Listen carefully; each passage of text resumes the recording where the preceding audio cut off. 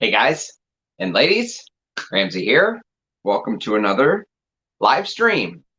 This live stream is sponsored by Autobahn, who absolutely raped me fixing my car today. But I guess that's what happens when you have a BMW. So I was there all day. I told Rich Mitch to pray for me, and that this could have been a very nice bottle of perfume. Instead, it was a lot of money spent on the car, and I got this free water out of it. So cheers. Cheers to Autobahn. That's what happens when you drive German, man. They are brutal on the service. But it's a lovely car when you don't have to sink money into it. So I just happened to have some free time, and I figured that what better way to do a Saturday than a Saturday evening live stream. Good evening, Dushan. Good to see you, my friend.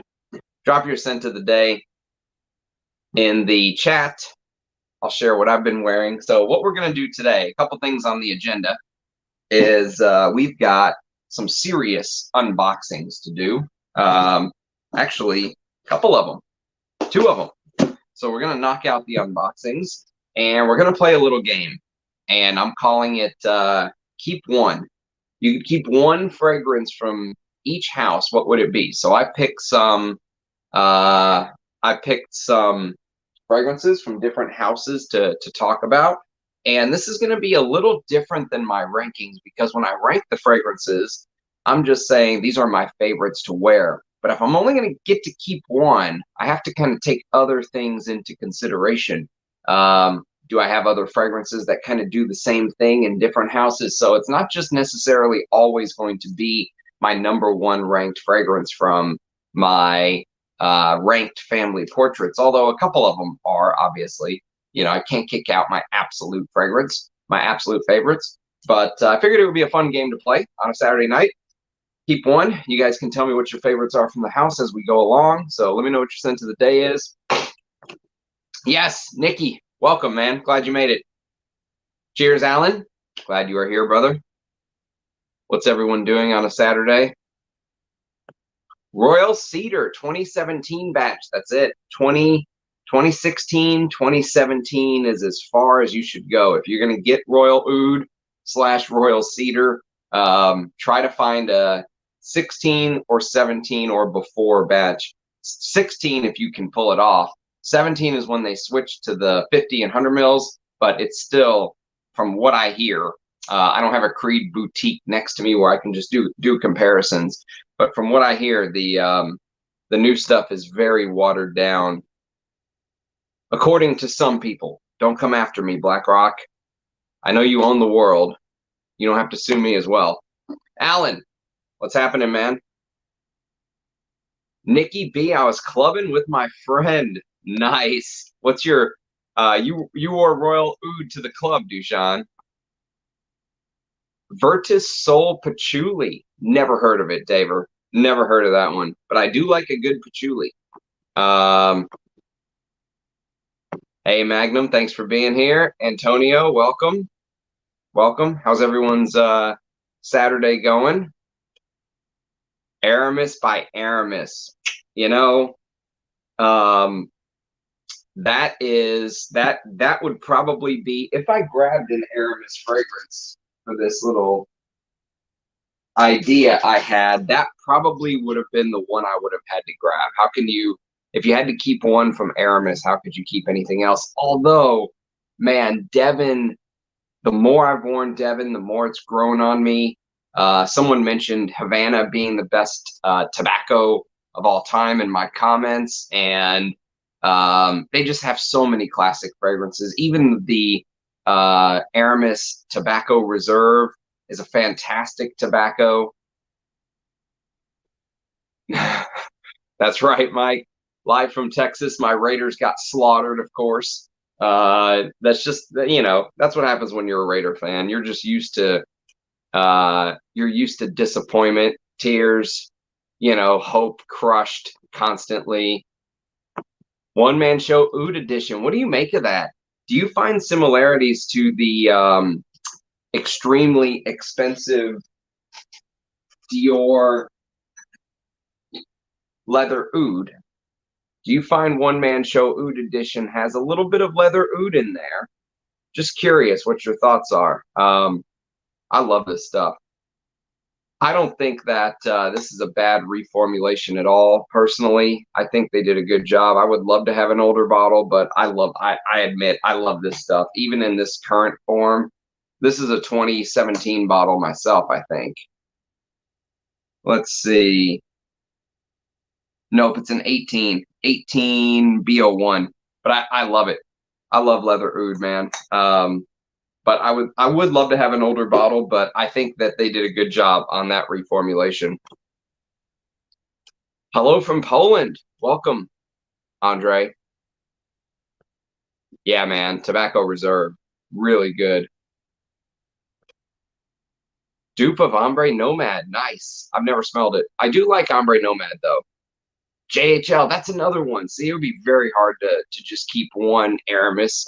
That's why I said I'd probably just go with the original. You know, I'm gonna go against everything that I have stood for on this channel when it comes to equipage, and tell you to skip the vintage batches of equipage. There's something off-putting in them to me. And whenever I said that on a video once, somebody came back and commented and they said, I 100% agree with you. I have a vintage bottle. I don't like wearing it. There's just something in there that doesn't fit with me. I got the modern version of equipage with the black cap, the Jean-Claude Elena reformulation, and they're like, it's turning into one of my favorite fragrances. So they were like, try to get the black cap version, the modern version of equipage, and do a comparison. And I want to. It's on my list. It's just everything's on my list.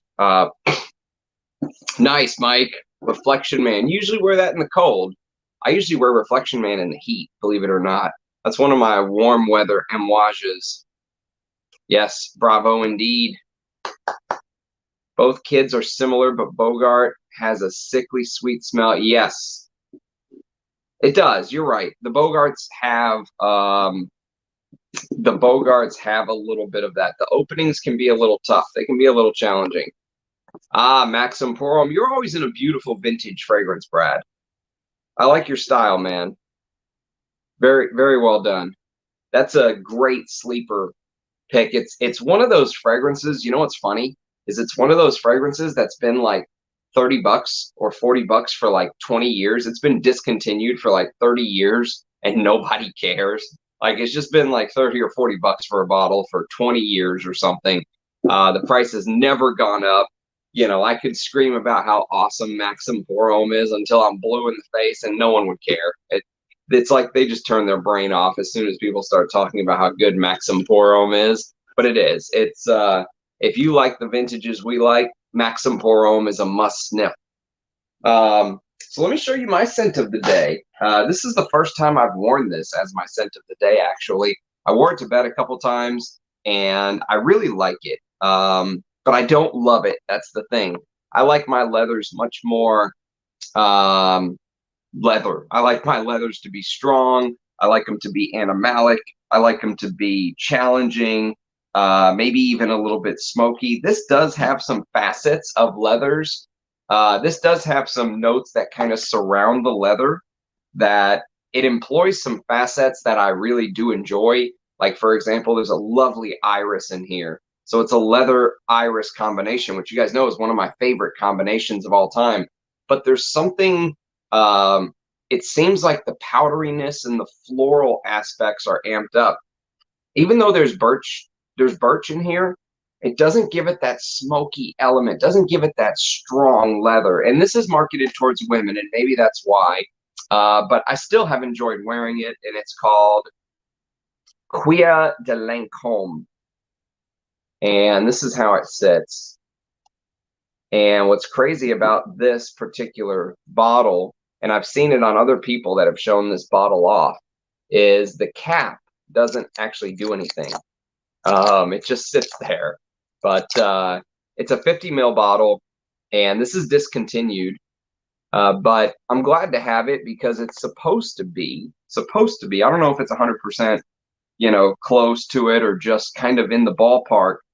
but it's supposed to be a version or a take on a very classic vintage that I would love to get my paws on one day, called Tabac Blonde by Caron. I've never smelled the new stuff, okay?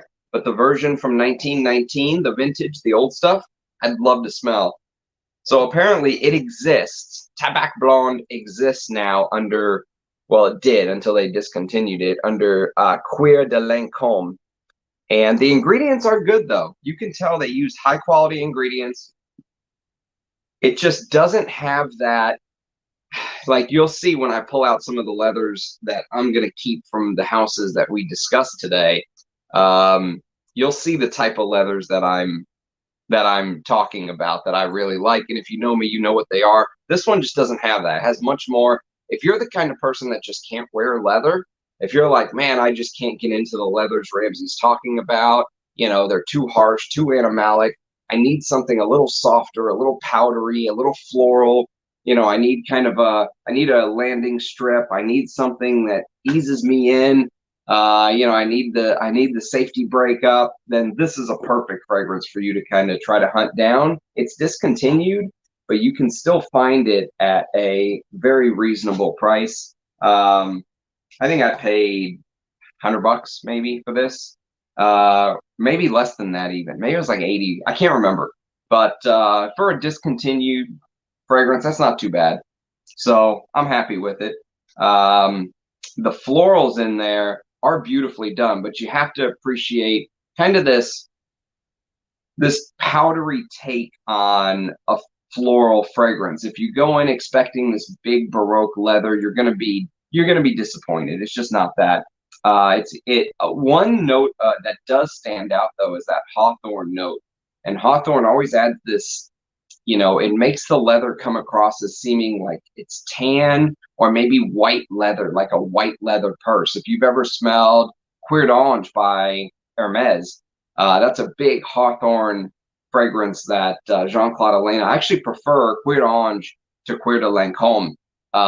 It also uses hawthorn and leather, but Cuir d'Ange uses a little bit more of that cuminy animalic spice, and the leather is much more my style in the dry down. It's still more of a, it's not as big and harsh as the leathers that I'm gonna show as we go along here. But Cuir de Lacome is one that really doesn't get much talk in the community, and I think it should. I mean, it can't compete with, you know, I would probably take Quartana or Great Britain or something like that. But we're talking, you know, the price differences are huge there. For what this is still a good perfume. I've enjoyed it. Enjoyed wearing it today. So drop your scent of the day in the chat. Yes, leather oud is it's a must sniff. I mean, it's got so many aspects that I love. It's got that civet, that animalic oud. Some say fecal. I don't find it too overly fecal. It's Dior. I mean, it's Dior, right? But for a Dior, don't expect a Bortnikov or an Ariche Ladore. And also, this is 2010. But what this fragrance does have that makes it beautiful is this beeswax, which beeswax can also be animalic, and birch, and so it has this smokiness. Now the birch in here definitely makes it smoky. The birch and labdanum kind of combine to make this smoky aspect to it. It's a beautiful, beautiful fragrance, but it will put some people off. If it's challenging for you when you first spray or when first time you smell it, I would say set it aside, you know, try it again, let your nose adjust. You'll end up loving it eventually. 206, welcome. I don't think I've seen you here before. I do too, man. I love the older Amouage. Really? Did you just say Black Cat Edition?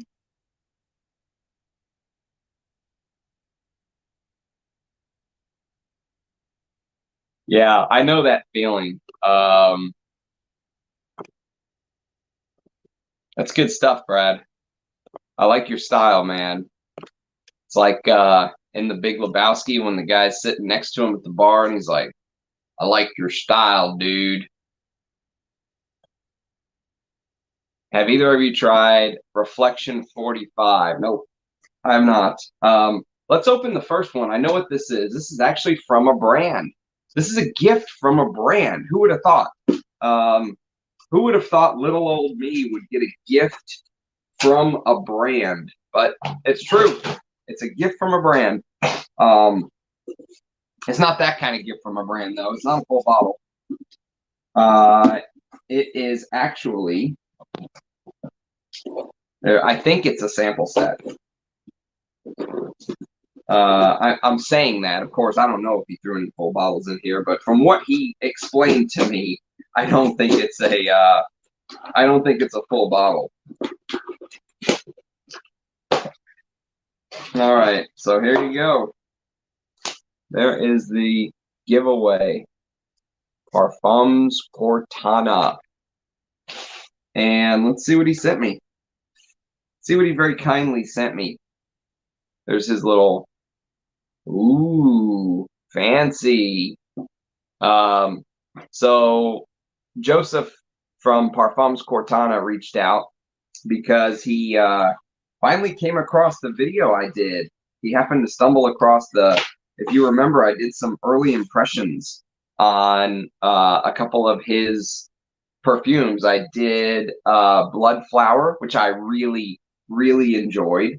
And I did Hemlock, which I was kind of on the fence on. I liked it. I didn't like it as much as Bloodflower, though. Bloodflower I really liked. I think it was the licorice note in Bloodflower that just set that off. And then, if you recall, I ended up doing a video on Amouage Imitation Woman, which also has a licorice note in it. And I think I prefer Imitation Woman, although Bloodflower was a very good perfume. I really think I want a full bottle of Imitation Woman one day. It's on the list. Let's put it that way. It's on the never-ending list. But here's what he sent me. Very kind of him. And, you know, I don't usually get this kind of treatment. So, hell, I told him, I said, dude, I'll be happy if you send me 1 ml or if you send me a full bottle. I don't care. Like, I just want to smell your brand and talk about it. And this is what he sent me. Very kind of him. So the RAM is not used to the VIP treatment. But let's see what we got. So it comes in this little Ziploc baggie, and I assume it's the whole set, but let's see. And the samples are different from the ones that I received previously. So he's changed the sample set.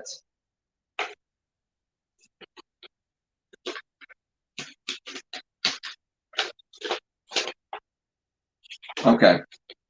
So he's changed the sample set. Let me show you how they used to come.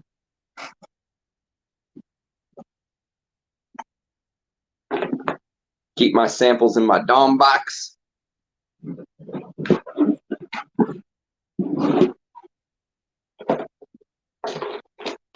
Parfums Cortana. So this is how they used to come in this little dealio, and that's what they used to look like. So I guess these are the older samples. Now they look like this. So we have a sticker around it now. And did he make them smaller? Hang on. This is the kind of important investigative work you have to do when you have a fragrance channel. Let's see. Did he make them smaller? What size is this? This was 2 mils. This is, shit, it doesn't say. How big are you?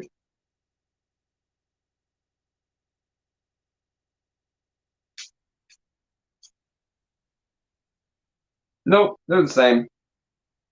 They're exactly the same. Investigative work done. So a 2 mil sample, which is a perfect size. I hate the brands that give like 1 mil or 1.25 mils. You know, give us a couple mil. I mean, Jesus. So we've got Hemlock, which I did, and you know, he said something very interesting on the video. And if you haven't watched my video on Hemlock, go check it out. But he basically said that Hemlock is one of those fragrances that can turn very quickly. So he's like, when I saw your review, I was worried that you were working off an older sample and that maybe it had turned. And I was like, I guess anything's possible, but I mean, hell, it came out in 2016, so it can't be that old. But I'll spray this and kind of play with it, and if I do find it's different, I'll do a follow-up review or something like that. But I don't think the sample I had had turned. And we've got Lily of the Valley. Have you guys smelled these, by the way? Is this a brand that you guys rate?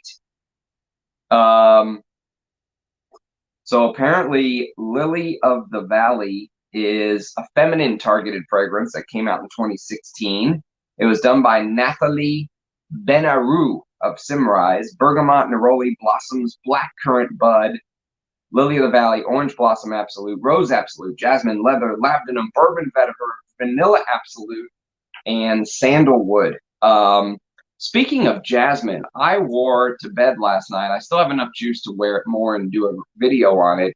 But there was a Rogue perfumery fragrance called Vetifleur. You guys heard of that one? It came out last year, or 2 years ago in 2021. The jasmine in that is beautiful in the opening.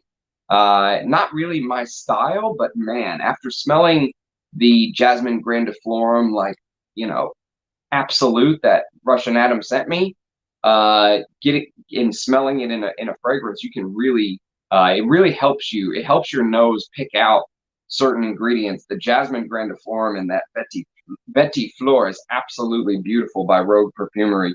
So Lily of the Valley, and then there's Poppy Soma. Let me know if you've smelled these. I'll be interested to hear your thoughts.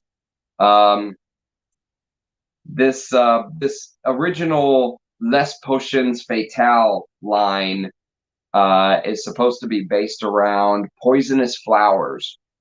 So, you know, we had Bloodflower, we had Hemlock. I didn't know Lily of the Valley was poisonous, though. That's interesting. I'll have to look up how that is. Poppy Soma is also a feminine targeted fragrance. It was done by Emile Bevier Copperman, also a Simrise perfumer. Sichuan pepper, which I really like that note. Curry leaf, that's a scary note. Red pepper, black gardenia, jasmine sambac, red rose, church incense. Specifically church incense. What church does it go to? Labdanum, tuberose, styrax, and Tonkin musk. And all right, good stuff. I'm excited to try these, all of them. These will make good little videos. Then we've got Wolfsbane. I think this is one of the masculine targeted ones. I'm really excited to try this one. I think this might be the one I was most excited to try. Yeah, Wolfsbane was one of the masculine targeted ones. Angelica root, fig leaf, cumin, ginger, absinthe, patchouli, cedarwood, tuberose, tobacco flower, castoreum, benzoin, sandalwood, prunal, vetiver, white fawn lily, and black truffle. That's the one. This is the one I really wanted to try the most. It was done by Philippe Paparella Petty from Simrise, another Simrise perfumer. I guess this is just a Simrise house. And then we have Bloodflower, which I already did a video on. We have Midnight Datura. Midnight Datura. Let's look up the notes on this one in Perfumer. The perfume nerd in me just can't wait. Feminine targeted fragrance, green leaves, mandarin orange, bergamot, divana, rum, jasmine, tuberose, magnolia, lily of the valley, rose, violet, lavender, heliotrope, datura, clove, nutmeg, pepper, balsam, patchouli, vanilla, sandalwood, cedarwood, amber, and musk. From the atomizer, this smells amazing. Lisa Fleischmann from Simrise again. I think it's safe to assume this is a Simrise, that they signed a contract with Simrise. And let's see what else we got. We got Venetian Belladonna. Venetian Belladonna. This is a house that you don't hear too much about. I mean, you hear some people talking about it here and there, but at least in the circles that I tend to run into, it's always on the periphery. So I'm excited to dive into this. Venetian Belladonna is also a feminine targeted scent. Blackcurrant, violet water, plum, sultanine, cognac, styrax, ambrette seed, jasmine sambac, honey, iris, tuberose, patchouli, labdanum, suede, saffron, beeswax, sandalwood, and vetiver. This is Pierre Constantin Gueros by Simrise. Again, I thought he said he was going to send me the new one too. I don't see it in here. Maybe he just forgot. I'll ask him. I'll tell him since it's not here, you got to send me a full bottle of that one like you do the real reviewers. Here's Mandrake. Maybe I just missed it. Lily of the Valley, Mandrake, Hemlock. Nope, he forgot to send it to me, I think. He said he was going to send me a sample of the new one. Is this it? Digitalis? What's the new one called? Everyone keeps telling me I need to smell this new one with this fuel note. L'Erofonte. L'Erofonte. No, I don't think it's in here. I don't think it's in here. But that is one I do definitely want to smell. Digitalis was done by David Arpels of Simrise, and it is cucumber, iris, galbanum, basil, pepper, ozone note, coriander, florazone, violet, neroli, rose, jasmine, gentian, frankincense, fern, moss, and violet leaf. I don't think fern has a smell, but I'll take it. All right, and then finally we've got Mandrake. Mandrake is the final one. I'm a little bummed that he didn't put the new. He said he put the new one in there. Let me check the box again. Yeah, he must have just forgot.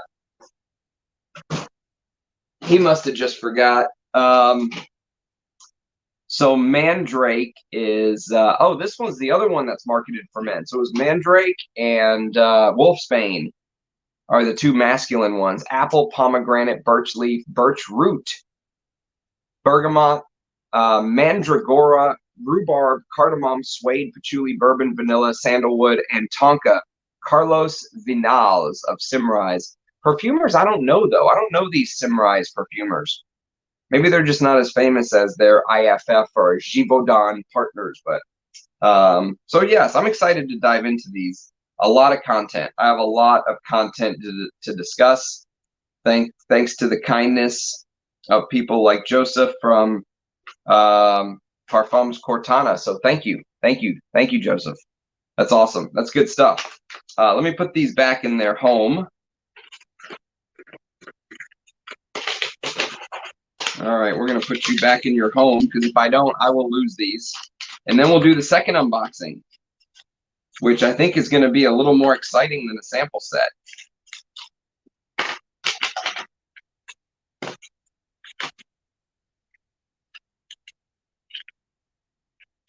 Okay, let's see. Where do you want to live, Parfums Cortana? What part of the world do you want to live in perfume land? You can live right here for now.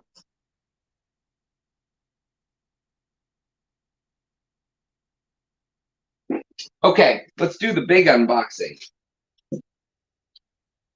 The big boy.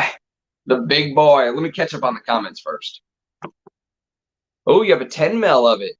What do you make of it? Have you compared them, Dushan? Thank you. You're a very good student, Antonio.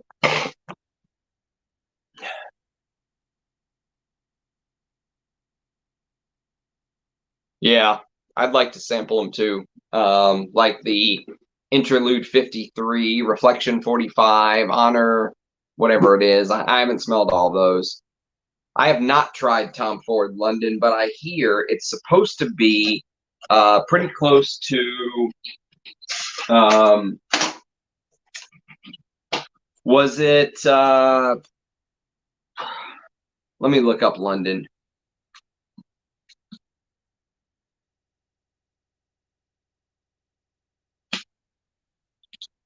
Tom Ford London 2013, discontinued. Cumin, coffee, cardamom, saffron, pepper, coriander seed, Egyptian geranium, jasmine, absolute, frankincense, cistus, oud, musk, birch, cedar, and balls. What's it supposed to be close to? Is it supposed to smell like leather oud? Is it supposed to be like leather oud? Amigo bro. No, I've never smelled London. Interesting note breakdown though.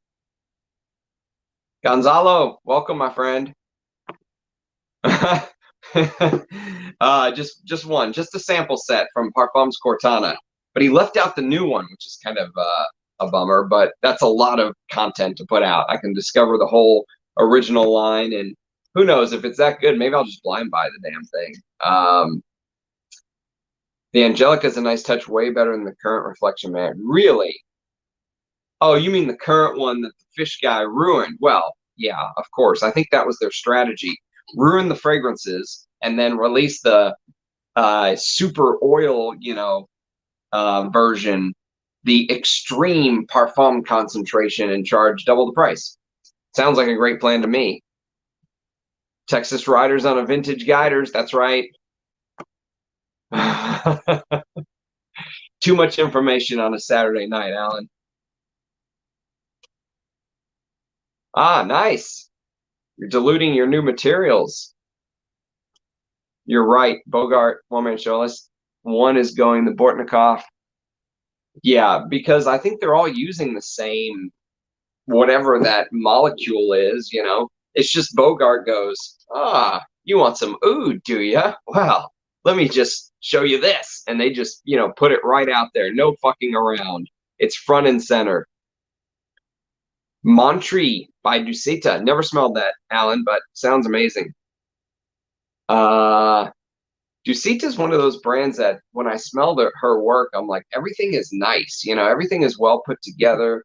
And there's a couple that I like. I wouldn't mind a full bottle of Oud Infini. I have one of those Discovery atomizer sample things. And but I haven't found anything that really moves me, but I do have some samples I'll be talking about on the channel very soon. I don't know that one. Scent of the Day. L'Odyssée pour Homme Noir Absolute. Never smelled that one. Stephs, what's it like? Naxos. Any other Xerjoff recommendations? Ooh, you're treading on dangerous water there, 206. You're on the wrong channel for Xerjoff, but I will show you my one Xerjoff that I love enough, and it's not going to be in a bottle. This is a refill bottle from way back when. You can see it's glass, but it's not the fancy Xerjoff with the cap, and when you sit it in its little coffin, it's got the silk little folds that you cover the bottle with. This is how I like my Xerjoffs. The sticker peeling off, old school, vintage. This is Xerjoff Homme. This is my favorite one because it smells like one of the most classic leathers of all time, Canitze 10. It smells like a stronger, spicier, smokier version of Canitze 10. And so I love it enough I bought a bottle. And for me to buy a bottle of a Xerjoff, that took a lot of, I had to swallow my pride on this one, but it's very, very good. By far my favorite Xerjoff. However, if you twisted my arm and said, you have to buy a second Xerjoff, Ramsey, I want a vintage bottle of Richwood. I want a vintage Richwood when they still use the Mysore sandalwood, whatever they call it. I think the new ones have been reformulated a bit to my nose. I don't know. But that's true, Colin. Yep. Actually, interestingly enough, a lot of masculines have a lot of florals. You know what perfume just has a ton of florals that you would never imagine? This bad boy right here.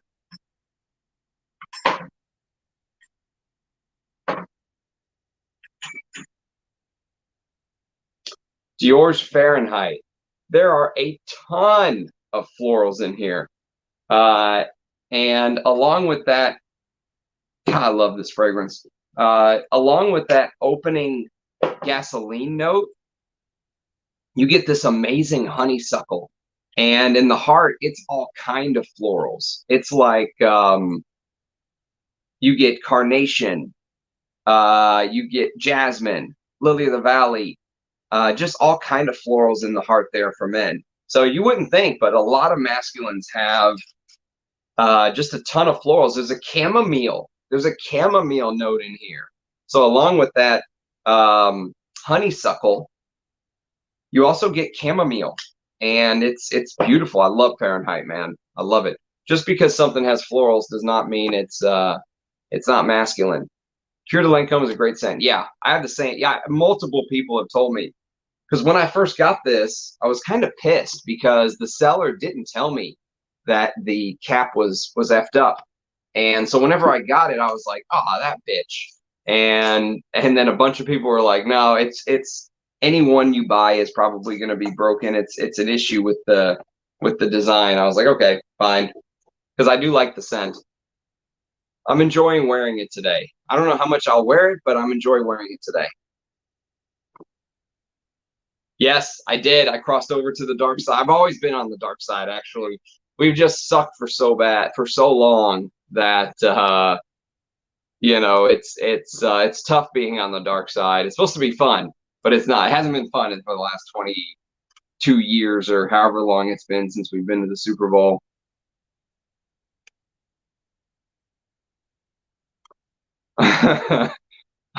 Unwashed Lederhosen should be the name of a perfume. Who has the balls to put out unwashed Lederhosen?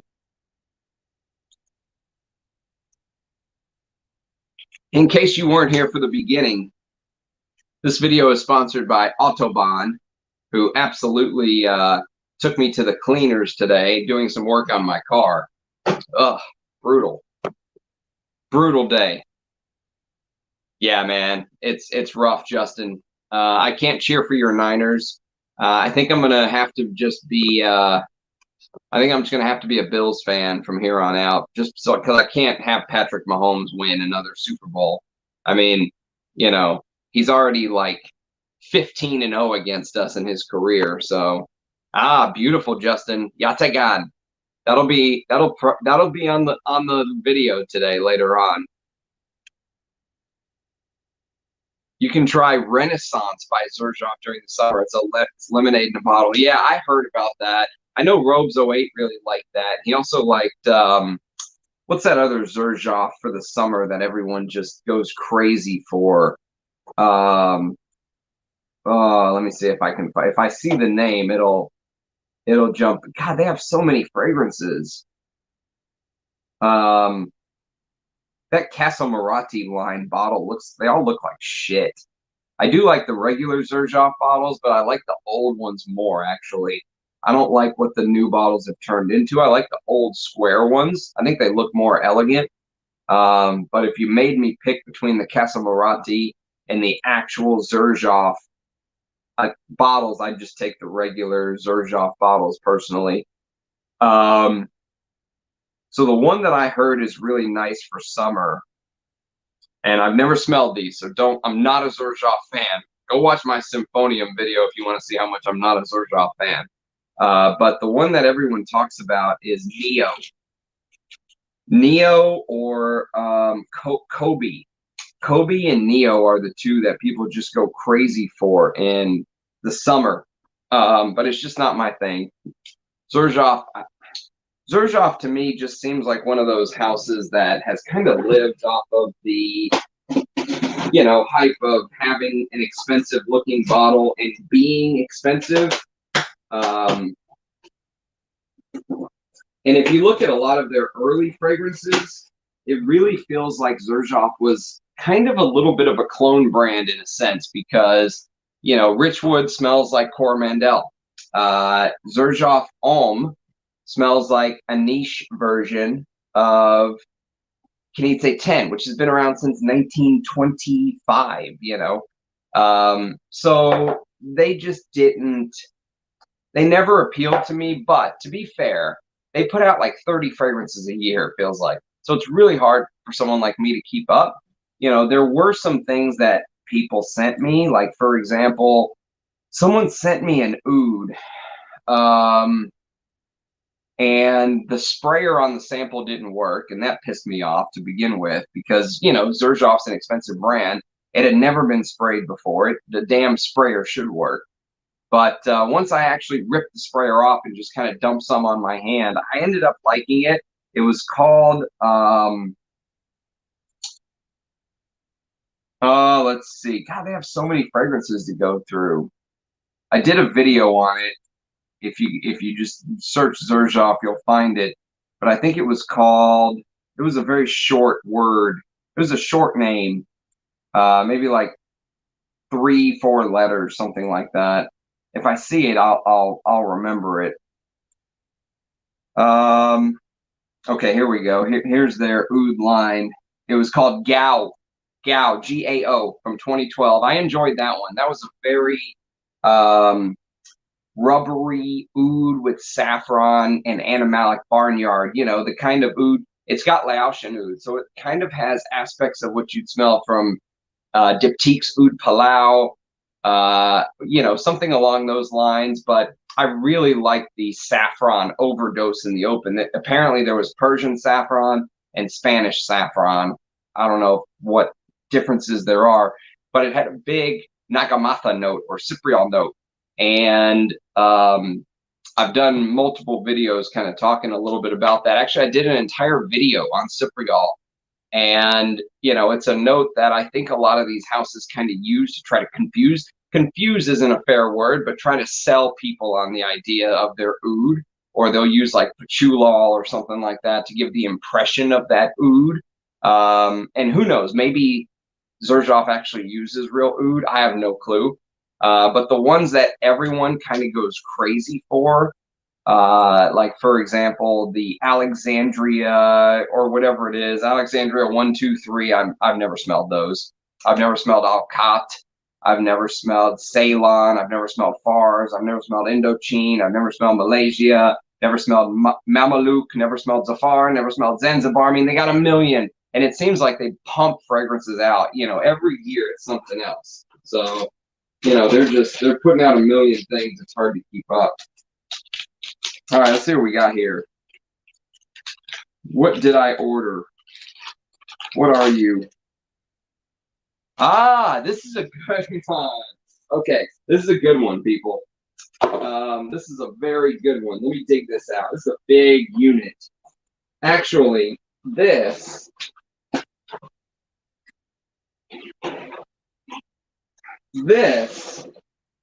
fragrance right here holds a distinction in my collection because now that it's here, this is the biggest bottle in my collection now with a sprayer. Okay, it matches the biggest bottles that I own because I have some 500 ml Creed flacons, but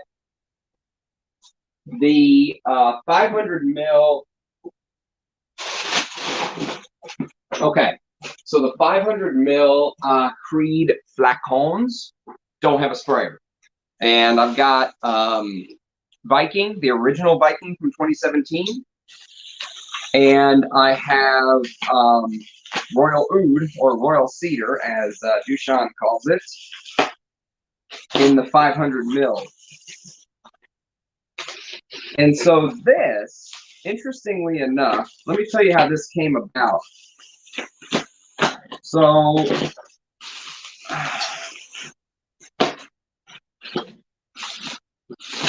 okay, so this is actually a good story to share with you guys. And I talked a little bit about this in a couple videos, or a video or two ago. I kind of hinted at it, but now that it's here, I can kind of get into the full story. So this is a 500 ml bottle of Terre de Hermes, the original Eau de Toilette. And let me explain why I bought this. There is a reason, okay? And it's not necessarily because I need 500 mils. I mean, look at this thing. I could work out with this. It's heavy and it's sealed. So here's the thing. There are rumors, and I subscribe to said rumors, that this has been reformulated.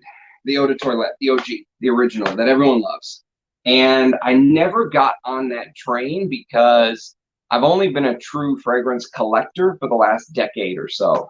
So in 2015, you know, when Dunhill's Icon came out, and maybe a year or two, maybe I was a year or two late to the party. But what I ended up doing is I ended up just buying Icon.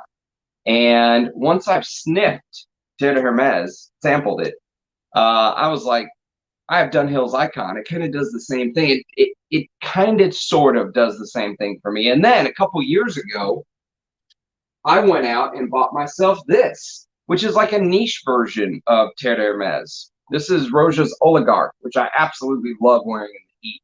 This is look at the little, I don't know if you can see, but it looks like there's like smoke floating around in the bottle. All of the ingredients settle on this one.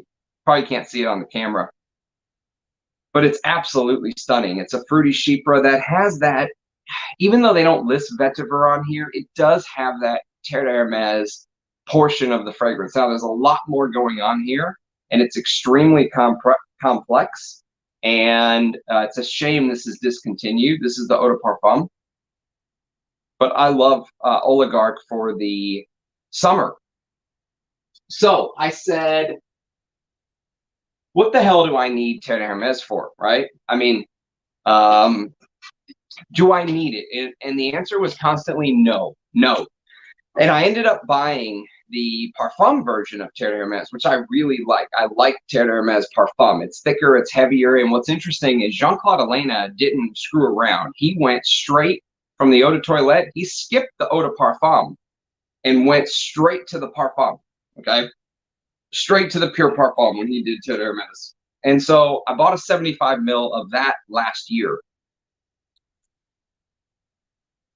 And so one day I was kind of perusing some old videos, which I will do from time to time, and I came across a blurb from somebody I really trust, Thomas from Early Greek. Thomas is like a hero to me. I love him. I love chatting with him. We've chatted offline. He's just an amazing guy all around. But Thomas keeps it real. He doesn't screw around. And he said, I recognize something, is what he said. He told the world. And after he told the world on this live stream, he was like, shit, the cat's out of the bag now. And I stored that information away for a while. And so what he basically said is that he thinks Terre de Hermes is reformulated, and he's been watching these 500 ml bottles because Hermes discontinued these long ago. And so if you can find a 500 ml bottle, you're guaranteed to get the older version, the older formula. And some of these are expensive. There are some people that are taking the piss online, okay? There are people out there who have this for $400, $500, $600. And to be fair, they're selling 200 mils. They're selling 200 mils for $200. So I guess that's not far off. But I got this for $300. There's a seller on eBay. I think he might have one left, actually. They're sealed. As you can see, we're about to unbox this bitch. And I couldn't be happier. I mean, first of all, I've never seen a 500 ml bottle with the sprayer. So just that fact alone makes it badass for the collection, because I have some 500 mils, but they're flacons that you decant. I'm trying to imagine spraying this bad boy. And I'm super over the moon about having a older version of Terre de Hermes. So let's open it. I finally succumbed to Terre de Hermes. So here we go. Here's the unboxing of the 500 ml.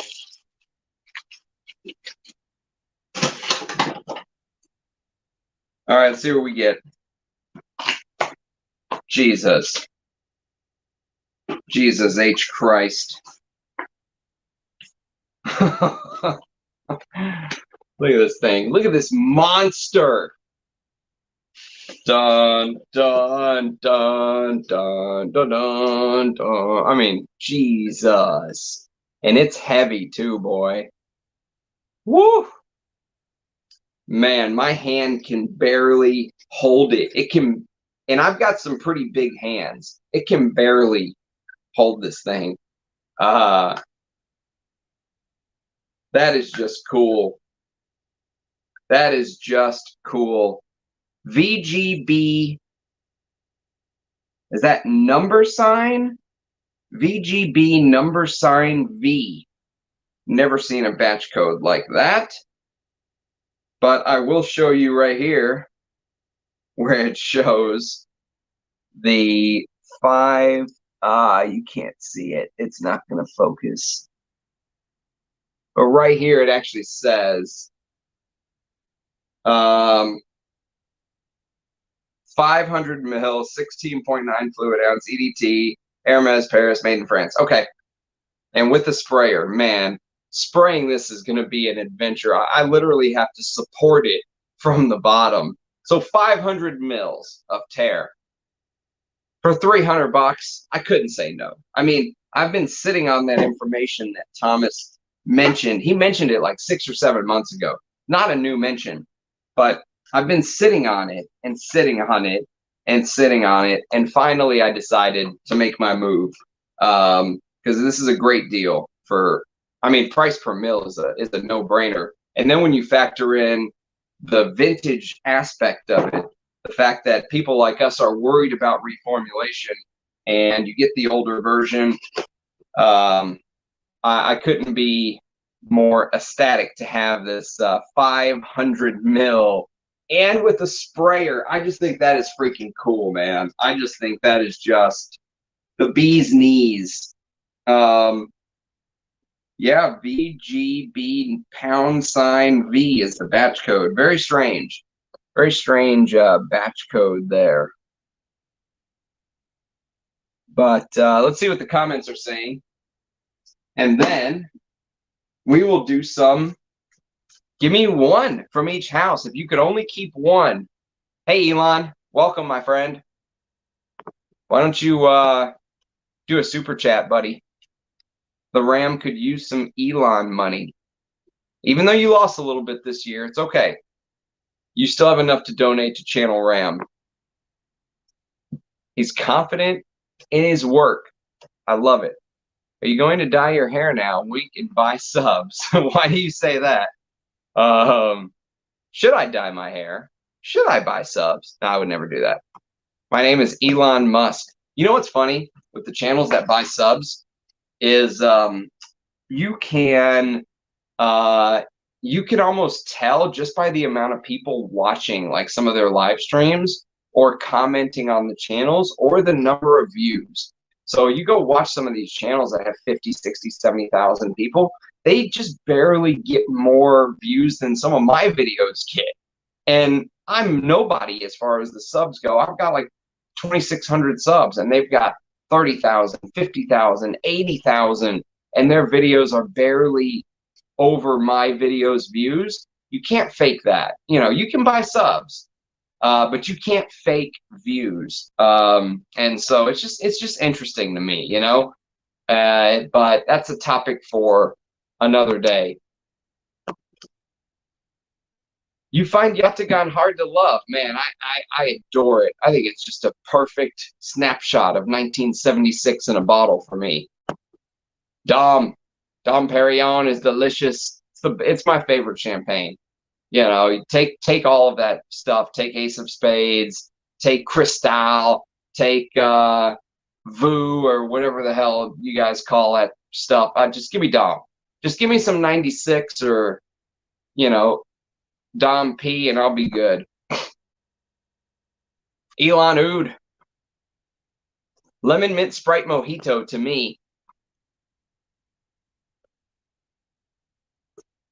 Neo, that's it. That's it. Yep. Roger Bird. Elon Ambergris. Nice. Wes doesn't like Dusita, eh? Yeah, Yatagan. Yeah. Imitation Man, beautiful. Love it. Let me catch up on these comments, and then we'll do favorites from each house. If you could only keep one from each house, what would it be? Temple by Tiziana Terenzi. Never smelled it. I've only smelled one or two Tiziana Terenzis, and they're the ones that I did early impression videos on the channel. So my new strategy, if you're kind of, if you're either new to the channel or you haven't checked out my playlist, is every time I do a review or an early impression or, something along those lines, I build a playlist with the brand's name. Okay. So some of them, for example, you go look up a brand that I've done a lot of reviews for, like Arige Ladore, and you'll see a bunch of the early impressions and reviews and the interviews with the brand founder and all that stuff are there. But even if there's only one, like yesterday, I did that early impression on the Bugatti fragrance, Datura Bugatti from 1992. And so now there's a playlist, Bugatti. So you can kind of just go search and see the brands that I've talked about and then drill down that way. So just a little housekeeping note. Don't ask me why I started to go down that route. But, oh, yes, probably because we were going to do the This Is One. And one of the playlists is Family Portraits Ranked. And so Family Portraits Ranked, you'll be able to see which ones I've picked to keep from the houses that I have a lot of bottles of. Like I've done Creed and Frederick Mall and Roja Dove and stuff like that. But that is just my favorites to wear from the house. This exercise is going to be if I could only keep one bottle and get rid of everything else, which one would it be from the house? Very tough decision to make. And so you kind of have to think of other factors in there too. Are there other fragrances from other brands that may do what this fragrance does or that fragrance does? And so I took all of that into consideration when I kind of made this idea. So whenever we get to the individual brands, I would love to know, leave it in the comments what your favorites are. Florist Leather Oud. I've never smelled that one, Antonio. Florist Leather Oud. Actually, I've never smelled a florist fragrance. Do you know that? Are you saying is it Florist? Is it the English brand Florist you're talking about? Because they do have a Leather Oud fragrance from 2014, but I've never smelled it.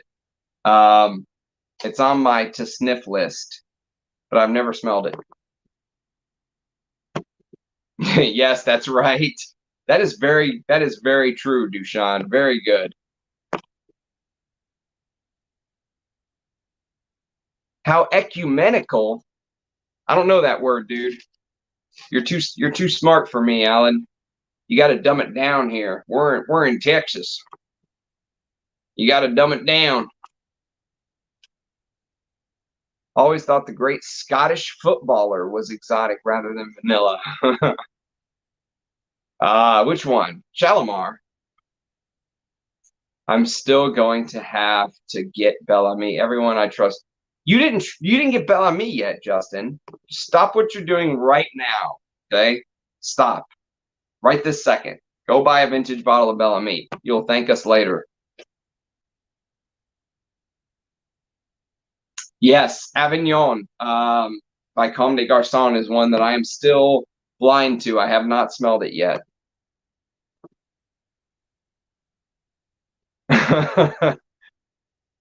Yes, it is.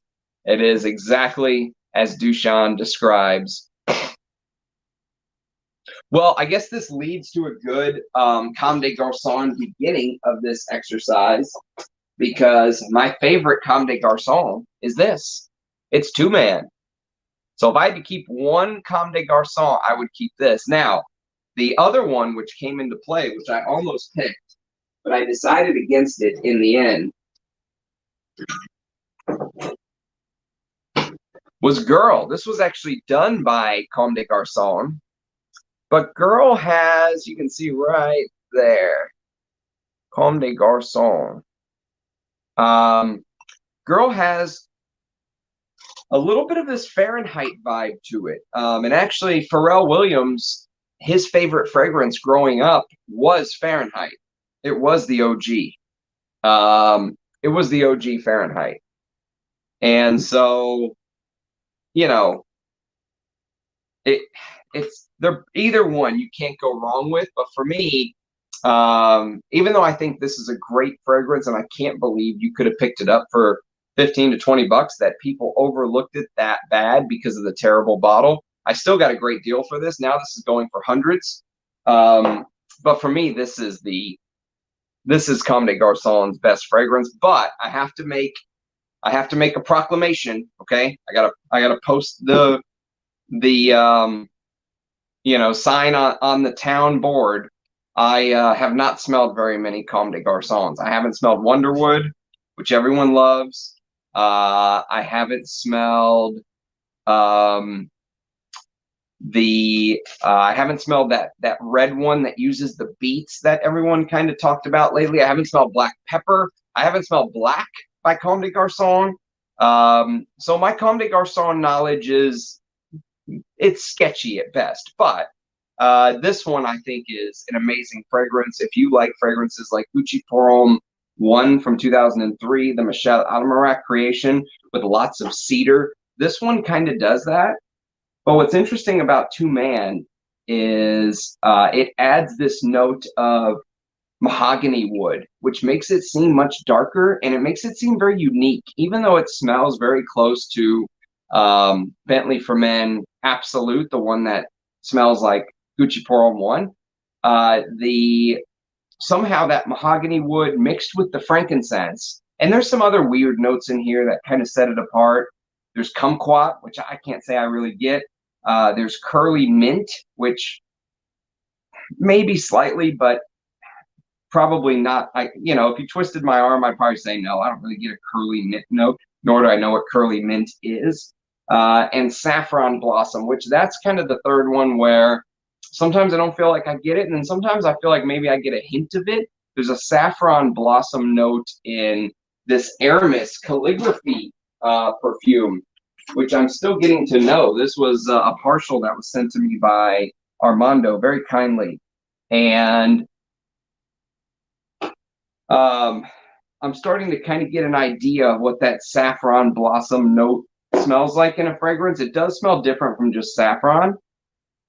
But this is a great winter fragrance. It was created by Mark Buxton. I think this is probably my favorite Mark Buxton creation, personally.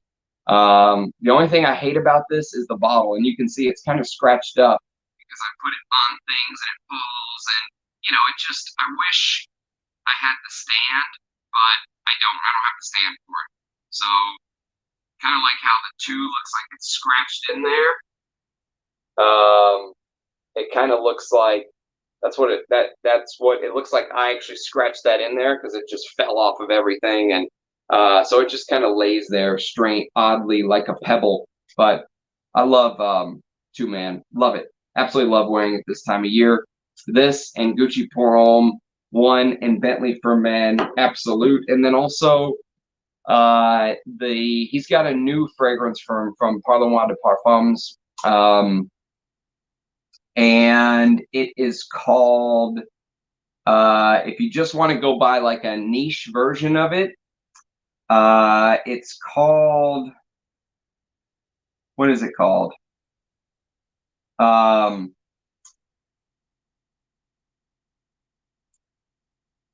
momento, and I will tell you. He did a lot of good fragrances.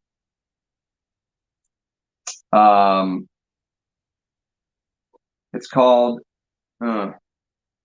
Papyrus Oud. Papyrus Oud. It came out in 2018, and it's very very similar to Gucci Pour Homme 1. If you just want the niche version, you're not going to go hunt down the vintage. Let me catch up on the comments so I can actually read what you guys are saying. Your favorite Comme des Garçons is to buy Kyoto. That's another one I've never smelled, but I hear it's kind of like competing. Some people prefer Kyoto, some people prefer Avignon. Gentian, really? Gentian is what makes bitters what it is. Interesting. Up in this piece, Julio. Welcome, my friend. Why doesn't no one talk about Coty Gravity? It's now discontinued, but it's a classic 90s brand like Lagerfeld, Photo, and Dolce & Gabbana Pour Homme. and fashionable, yet no one mentions it. Does anyone know Gravity? I can't say I know anything about that one, Justin. Even though it says Roger Graves, that actually is Justin, just FYI. So if you catch me calling him Justin, don't think I've completely lost my mind. I mean, I have lost my mind, but don't think I've completely lost it. That is actually Justin. Ramsey, what do you think about wearing 10 al oud attars, pure oud oils? My opinion is most sophisticated, top level type perfume. What is your opinion? So I have very little experience with attars. The only attars that I have experience with are, I did a video on, oh God, what's that extremely expensive brand? Henri Jacques. I did a video on Henri Jacques, and they make like $1,000, 8 mils for $1,500, shit like that. That's just completely not my thing. And I have some pure oud oils that Russian Adam sent to me. So this is not like an attar. This is just the pure oud oil. So, for example, this is like, I'll just pick one at random, Indonesia Morocco. And so this is the actual oud. So I'll just like take a little toothpick and dip it in there and just swipe it on my wrist or something before bed. Beautiful way to wear oud, It's so good. This might be why I have a problem, with wearing modern ouds, is because now that I've kind of smelled some stuff like this, it's hard to go back. I enjoy stuff like oud wood, and I enjoy those fragrances, but they're not oud. They're norlimbanol or fake oud or whatever, they're using. I think they should be forced to use a different name. But so this is the closest I've ever got to wearing actual oud attars. I've never smelled Sultan Pasha. I've never smelled, although let me tell you an attar I found that someone very kindly sent to me that I kind of threw it with the rest of the samples and forgot about it. I'll do a video on this very soon, but let's see if I can find it now. Yes, here it is. So it literally says attar, and one of my perfume god people sent this to me, and I haven't even had a chance to talk about it yet. It's called Amouage al Shamokh. Are you guys familiar with this? If you're an attar lover, are you familiar with this? Because it smells amazing when I open it up and sniff it. But I've never actually put it on my skin and worn it yet. Although I guess I'll give this a full wear. This is more than enough to, wear it and talk about it. So I'll give this Al Shamokh a wearing. Let's see what the notes are, just out of curiosity. Al Shamokh by Amouage. Discontinued. Oud, musk, rose, vetiver. Al Shamokh was only sold at Selfridges in London. Well, there you go. Very interesting. So this is something I never would have been able to get my nose on if not for my very kind perfume god people out there. You know who you are. Thank you. And thank you for your patience. If you guys have sent me something and I haven't talked about it, please be patient. There's so much stuff people have sent me, and I'm eternally grateful for it. But it will take me time to work through. And the way that I do it is probably different than most. So whenever people send me stuff, I don't smell it right away. Sometimes I'll set it aside and wait, and just when the time is right. I'm kind of one of these, wusa, zen, I don't rush things. Sometimes I just feel like when the moment's right, I'll grab it and I'll know that'll be my scent of the day. Or I'll wear it the night before and then know it will be my scent of the day the next day, so I can kind of experience the opening twice. So when I talk about it, I'm not completely a novice. But yeah, man, if as far as discovering oud attars, we would have to kind of do that together, because I'm not the guy to ask, man. I'm more of the vintage or, you know, you can see I'm into the niches as well, the Emouage, the Rojas. But I'm not the Attar, Sultan Pasha, you know, even the Ensar stuff. I don't really, I can't pay $2,000 for, you know, a Tola or what. I don't know how they're sold, but whatever it is, it's just not my thing. Plus, I have a big habit in that I like to spray my perfumes. It's a, you know, it's like a ritual for me. And when I wore that Henri Jacques, for example, just having to actually get the little stick and wipe it on, I did not care for it. It felt like, even though I was wearing perfume, it felt like something was wrong. You know what I mean? Like I need to spray something. So I'm just much more into into the French perfume style, if you will. Although I love ouds, and you know, these ouds that Russian Adam very kindly sent to me have completely changed the way that I think about perfume. Like this particular one, this Choco Barai oud, is the exact oud, if it'll focus, because my face. This Choco Barai is a plantation oud that he used in the famous Russian oud. So when I review this, I'm going to put a little bit of this on one wrist, and I'm going to wear this on the other, and we'll be able to kind of talk about both. So it's a great, you know, it's a great tool smelling the actual ingredients.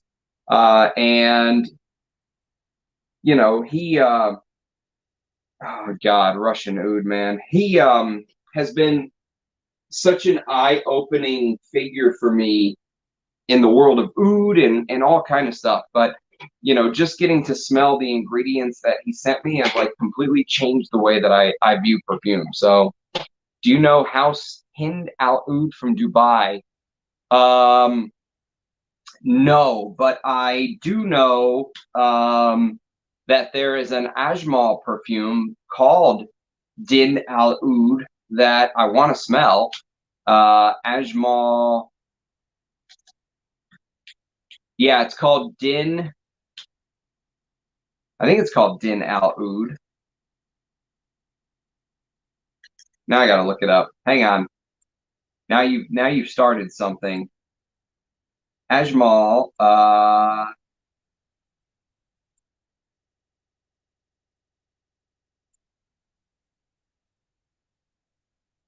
Let's see. It is.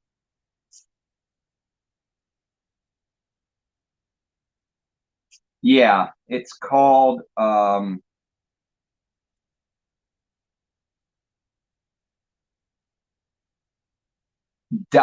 Oud. Sorry, Don, Dahn, Don Oud Al Shams. And the reason I want to try that one, and apparently that's an Indian oud fragrance, is I got this recently, which is Mukhalet Al Shams, and I absolutely love it. Love this fragrance. I think it's such a great value for money. A very good friend gave this to me at a very, very fair price. He could have done what Autobahn did to me today, fixing my car and just raped me over the coals. But he didn't. He was very fair to me, and so to that perfume god person, thank you. You know who you are. But yeah, this, and then, you know, right after that, probably a month or so after this, Russian Adam sent me 1001 Nights for Christmas. I called it a Christmas present. He didn't mean it as a Christmas present. It just arrived around Christmas. So I said it's a Christmas present for my friend Russian Adam. And so that was like 2 Ajmals that have completely blown me away. So the other one that's in this bottle that I want to get is called Don Oud Al Shams from 2001. And so value for money, if you want to explore ouds and you don't want to spend the $2,000 for, you know, a quarter tola from whoever, Ensar Oud or whatever, Agar Ora or whatever it is, get this, man. I'm telling you, just get Mukhalet Al Shams and you will be impressed. Oh, amazing. Okay, let's catch up on the comments. Tell me about it, Alan. I've never sniffed it. What's up, Snippa? Welcome. Michael John, hello. I get no coffee from Tom Ford London, and it does not smell like Dior's Leather Oud. Okay, good to know. What's it smell like? What would you reference it as? Yo, Germs. Good evening, my friend. Ah, Cuir. Yes, we're actually wearing a fragrance that I think smells somewhat similar.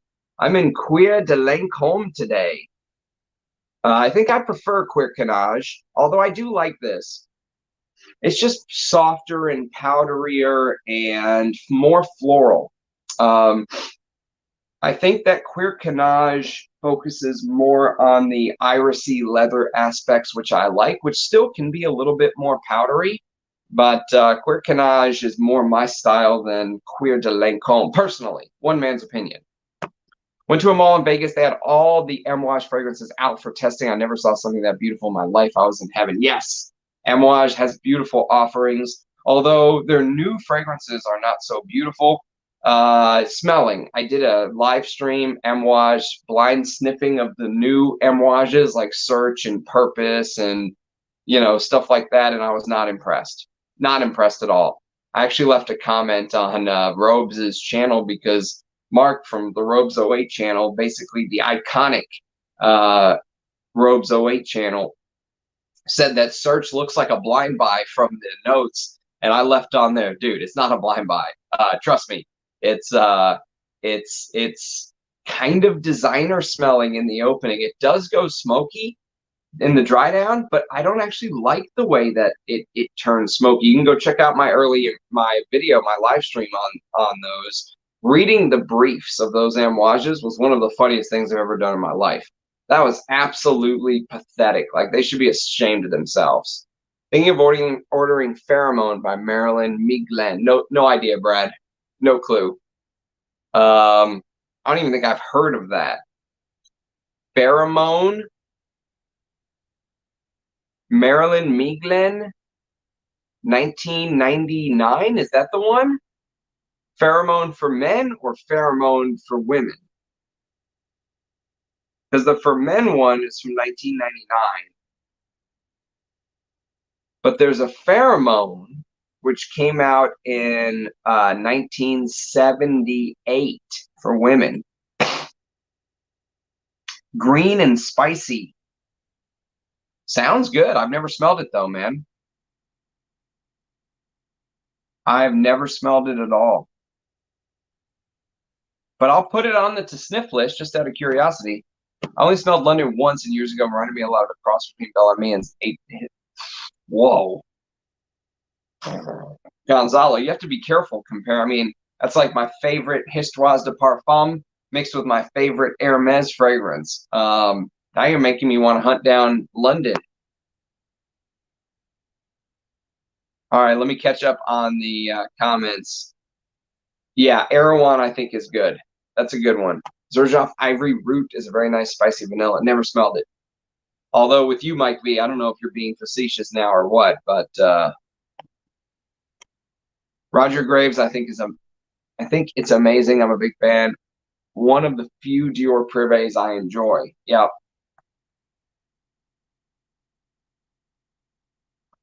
Hablas Español? Ivory Root is insane. Okay, so that's two positives for Ivory Root.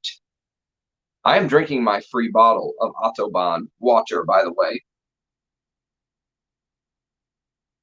Autobahn is sponsoring this video for taking all my money fixing my car today. So they're getting a shout out. Are you Serapio Silva? No, I don't think Julio Serapio Silva, man. Is Canite 10 deodorant spray worth buying? Deodorant spray? Dude, if you wear Canite 10, you won't need to wear any deodorant, okay?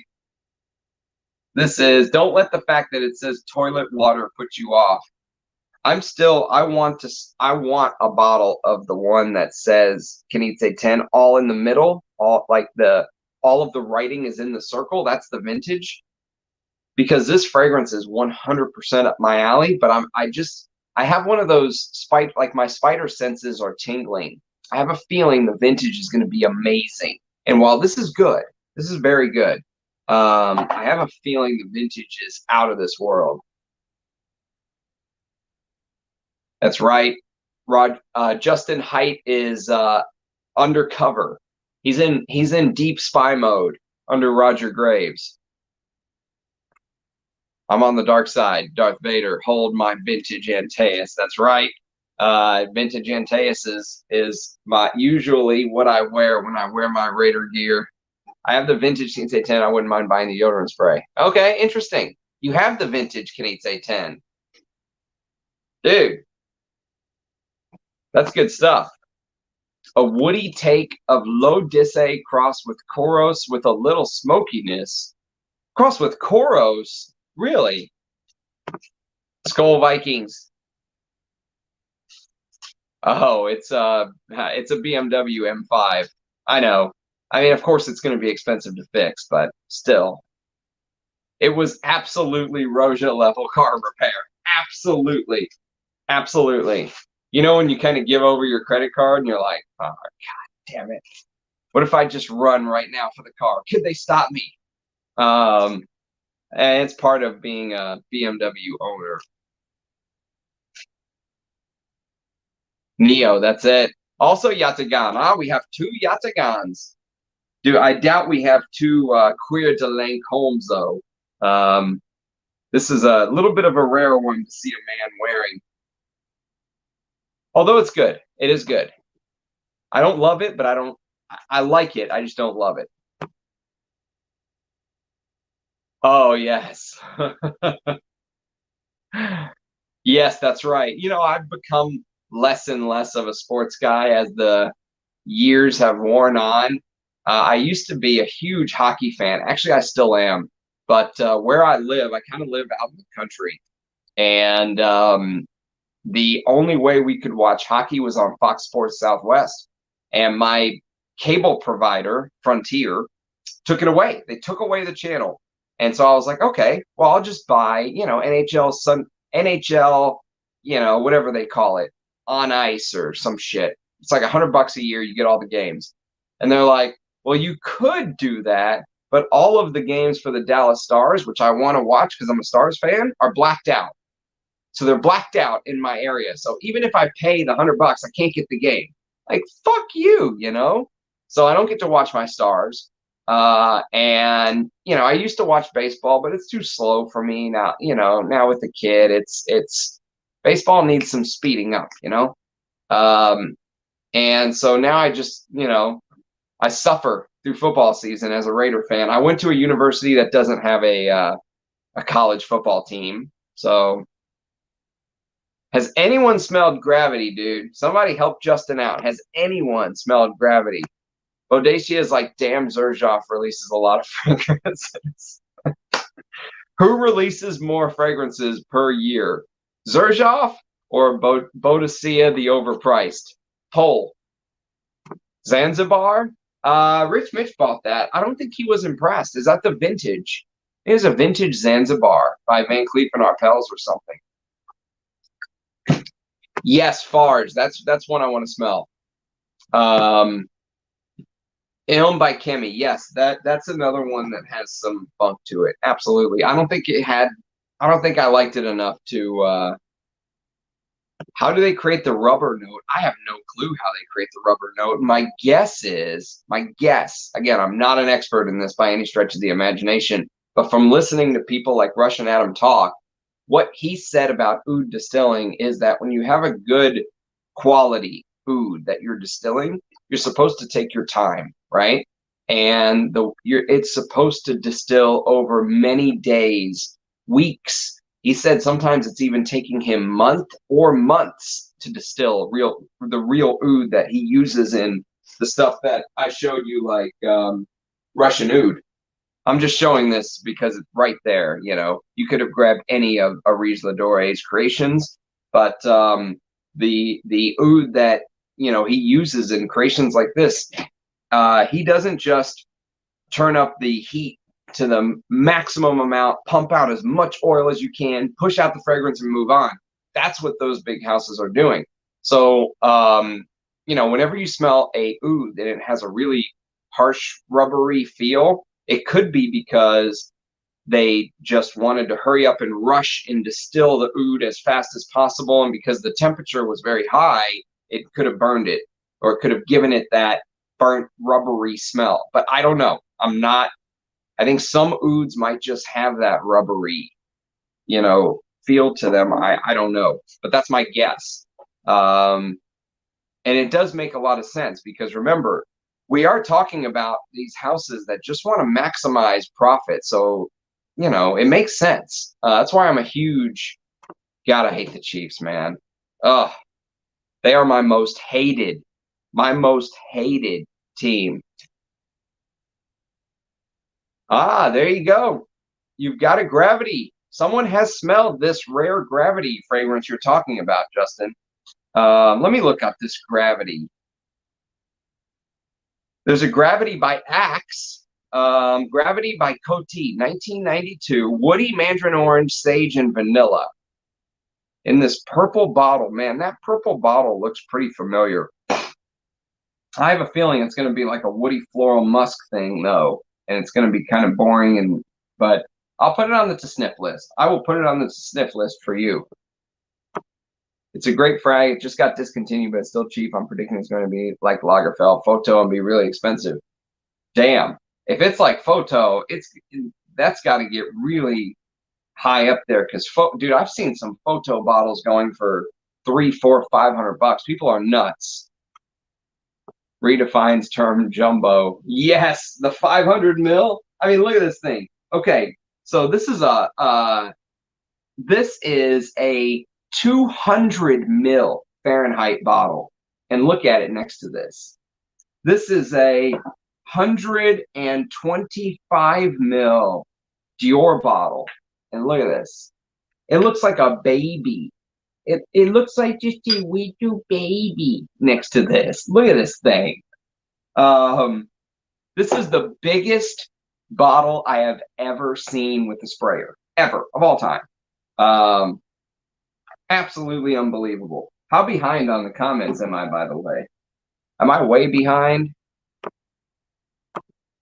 I hate oligarchs. I think they discontinued all of the oligarch line because of what was going on in Russia. I don't know. That's what someone told me. ASAP like Rocky. Dushan is always on point, man. Laura B. How do you say that? Biagiotti? Biagiotti. Romo, never smelled that, Geffi. Welcome. Welcome from China, though, my friend. It's good to have people from all over the world watching me in my little Texas office go on and on about perfume. I'm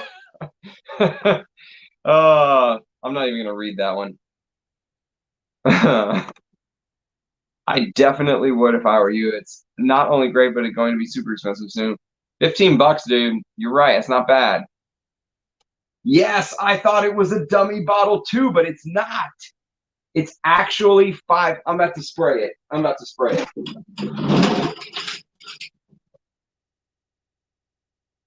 I'm about to spray this bitch for you guys. Holy shit. How do I spray this? All right, hang on. Hang on. We'll do it this way. You guys ready? Oh my God. Yes. Yep. It's good. We're good, man. It looks like a fucking factice, doesn't it? Whenever I saw this for $300, I'm like, I can't say no to that. How can you say no to this? How can you say no to this? Oh, Terre, you're going to get some wear, baby. You are getting some wear this summer. It does look like a whiskey bottle, man. Oldies Geek, welcome. I don't think I've seen you on the channel before. Welcome, welcome. BGB. Is that like the BFG? Even for orange shoes. Oh, you got Overture Man. What do you make of it? That's right, Elon Musk. Elon probably has a harem of deer that just surround his property, and whenever he wants to have musk, someone goes over there, cuts off the musk pod, and just scrapes the musk out and just spreads it all over Elon's body. Is the Terre Hermes batch 4GB number sign V? Yes, I think it is. 4GB number sign V. Yes, it is. Yes, it is. Did you find it on the eBay? It won't focus. There you go. 4GB number sign V. Dude, this thing is one of the coolest bottles I think I've ever seen. Just for the freaking bottle, even if Terre Hermes isn't your thing. And I don't have I have held off on buying this damn EDT for so long. So many people talk about what a masterpiece it is. And I mean, I get it for the summer. It has that, you know, orangey, dirty orange, that ISOE super projection. I think personally, I think that Terre de Hermes borrowed a lot from this. This is Timbuktu. I think that Jean-Claude Elena looked at this when it came out in 2004. And I do have an older bottle of this as well. If you can find the older ones, get it. But if you can't, this is still a good... See, the thing about Timbuktu is it was never a beast. It lasted 5 or 6 hours, even in its original form. So this is still... It's not as bad as everyone makes it out to be. And if you know, if I'm saying that, that says something. So Timbuktu is Bertrand Duchaufour so ahead of the curve again, which he usually is.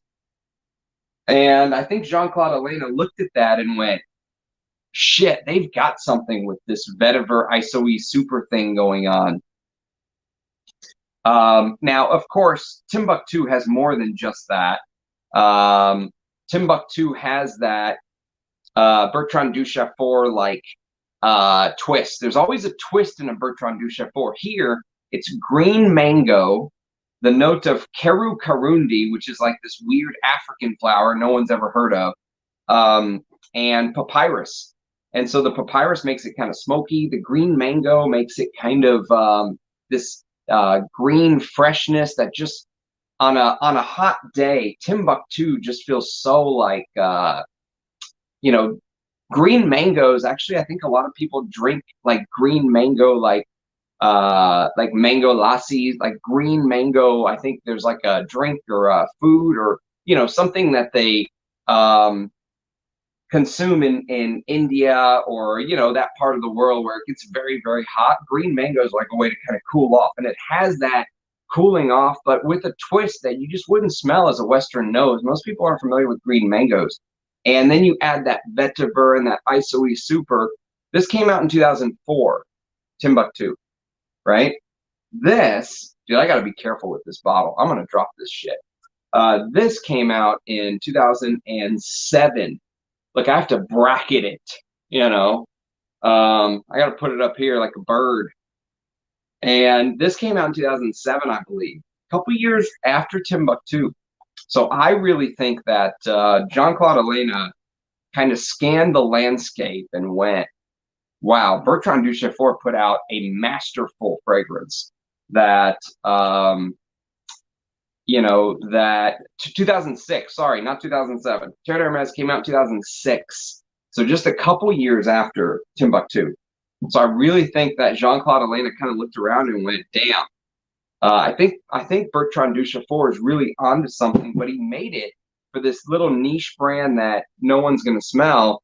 I'm going to make it for Hermes, which for the most part was kind of this exclusive uppity brand that, you know, you had to be like somebody to buy their Birkin bags or something. You know, they won't let anyone just buy their goods. So it was very exclusive, you know, pinky finger in the air. tea sipping brand, and this just put it on the map and turned it into a brand that everyone knew. And so I'm excited to have this older version because of that, you know, reformulation talk. So, and whenever you listen to Jean-Claude Elena speak about it, you know, even he's like, I don't even fully grasp Terre de Hermes, and I created the damn thing. So when you're talking about a fragrance that's that iconic, I just feel like I had to have it in the collection, and what a way to get it. So I'm very happy with that purchase. Let me catch up on these comments, and then we'll do another couple houses here. Morning, Jonathan. Are you referring to that Coty fragrance? Yeah, he's referring to the Gravity by Coty, which no one in here has smelled, I don't think, except for Julio, and he smelled it like in the 90s. Yeah, man, enjoy that Overture, man, Terry. One of the best cognacs, maybe the best cognac. Roja's Creation E, the Pure Parfum, can give it a run for its money, but honestly, I think the Amouage is better. Keep one Hermes, gotta be H24. No. Well, dude, you gave it away. Now I can't do it. Now I can't do what you said, so instead I'll do this one. Bel Ami. Gotta keep Bel Ami, right? I mean, how could you not keep Bel Ami?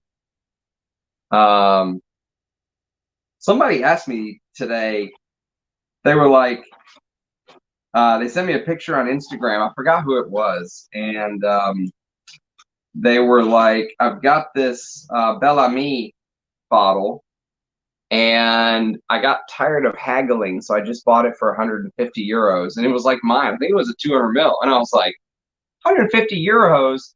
And you just decided that was good enough? Hell yeah, that was good enough. That's a great deal for this. For one of the best. He's like, yeah, but the juice is only till right here. I'm like, so what? You got a great deal, man. I forgot what I paid for this. $325 maybe? But for 200 mils?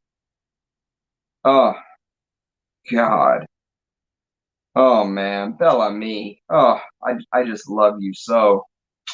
Don't ever leave me, Bel Ami. Stay with me, Bel Ami.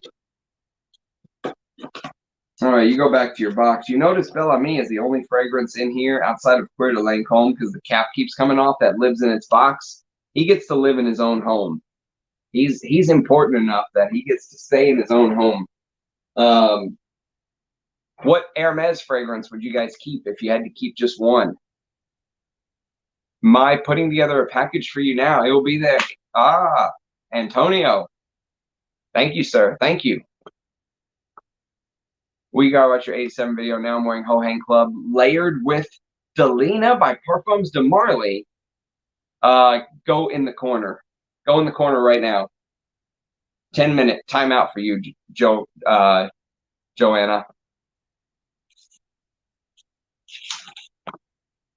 10-minute timeout. Seriously. Don't ever layer a masterpiece like Homme Club with Parfums de Marly. I love Two Man too. Yep. Comme des Garçons means come here, boy. I did not know that, and I wish I never knew that, Dushan. Now I can never unknow that. Best advice on acquiring vintage bottles? Ooh. Buy it from a reputable source. Yeah, buy it from a reputable source. Get to know somebody like Mudasir or Anuj, and you know, if you step outside of your reputable sources, that's where you get burned. You either buy something that's turned, or you buy a fake, or you know, there's a lot of risks in buying vintages. Even like I learned that the hard way, because I bought what I assumed was a backup of Bandit, which is my favorite Robert Piguet fragrance, by the way. Not that I've smelled many. They actually have a incense that I really want to smell that I never have smelled. But I bought this because it looked like a great deal. Bandit. It says Bandit Femme de Robert Piguet, which didn't concern me because I knew that Van D was originally created as a women's fragrance, although this is one of the most masculine women's fragrances you'll ever smell. And this smells nothing like this. Nothing. Absolutely, like they're different fragrances. And I was very let down because I wanted a backup of this because this is only a 50 mil. Oh God, I love Van D, man. This is the kind of leather that I love. So that's another risk of vintage fragrances. There are risks, but if you stick with people if you stick with people who have a reputation, they don't want to ruin their reputation. You know what I mean? You'll more than likely wind up. You'll more times than not wind up on the right side of what you're looking for. Yeah, I like Florientals too sometimes. Criminally underrated. Agreed. Completely agree. Ollie boy. What else did Mark Buxton do? Just out of curiosity, now that we're on the topic. Let's look him up, shall we? Mark Buxton. He has his own brand. That's new. So he did Comme des Garçons 2 for women, which Galen said he likes more than 2 Man, which really made me question Galen. But I will give it a shot. I've never smelled it, so I can't speak to it until I actually have a chance to smell it. He says he prefers the women's version, which is frankincense, amber, cumin, aldehydes, cade, angelica, root, patchouli. It sounds like my kind of fragrance, so I have to give it a shot. It's on my wish list. That was also done by Mark Buxton. He did Lamar by Kajal, which I have a sample of, but I haven't. I'm going to do a video on it very soon. And he did Vetiver 46 for Le Labo. Never smelled it. He did Incense Orizazate.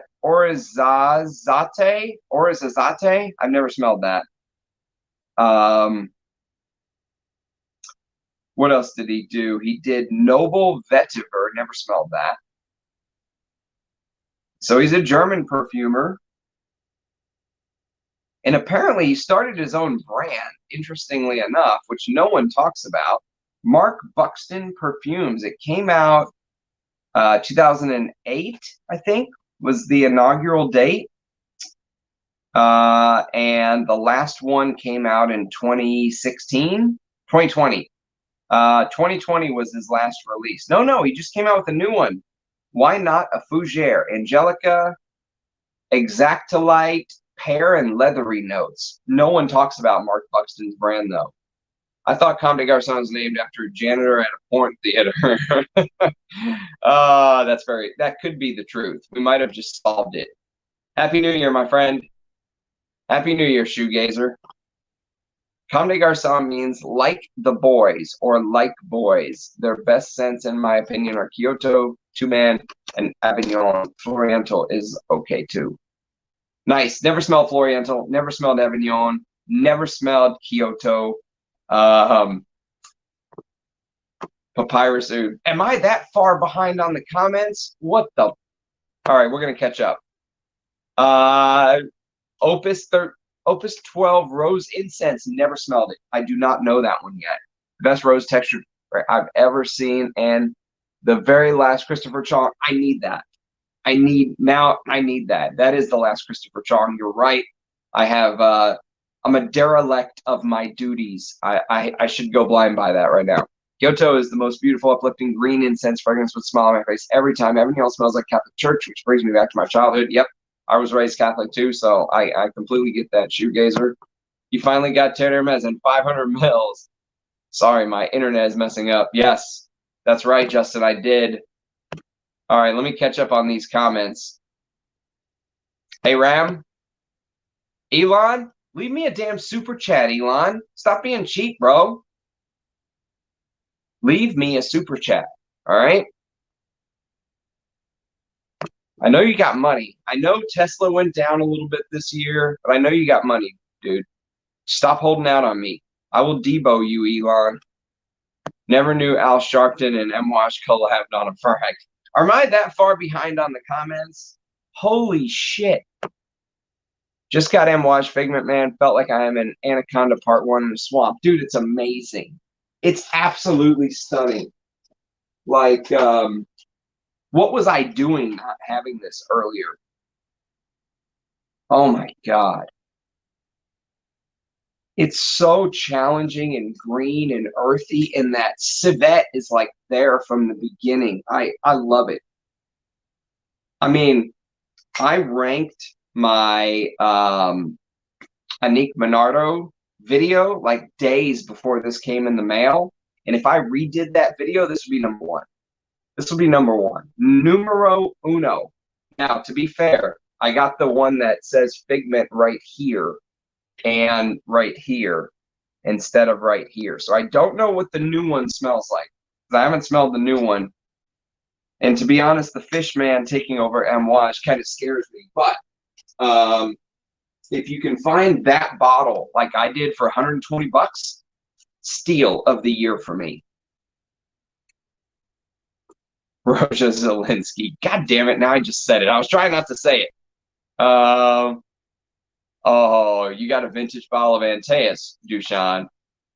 Happy New Year, my friend. Have you tried Chanel number 18? No. Actually, there's a lot of Chanels I haven't tried, to be honest with you. I am behind on my Chanel homework. Number 18, Eau de Toilette, Eau de Parfum. Ambrette, floral notes, fruits, woods, and iris. Jacques Polge. Yeah, I'll put it on the to sniff list, man. I'm always down for a Chanel. They're one of my favorite brands. One of my absolute favorites. I'll put both the EDT Chanel number 18 and the so the EDT's discontinued. Yeah, as usual. Okay. Wearing a Riche Ladori Agar de Noir, my favorite oud from him. Shocked that it doesn't get any hype. Never smelled it. That's the thing. There's so many that he has. It's has anyone smelled Coup I Noir by Riche? No. Never smelled it. He has so many of those little, you know, pieces of the collection that never got hype. But yeah, I'd love to smell that, Fosco. So many of his stuff I'd love to smell. I need to go to Indonesia and meet him is what it is. And sniff his creations.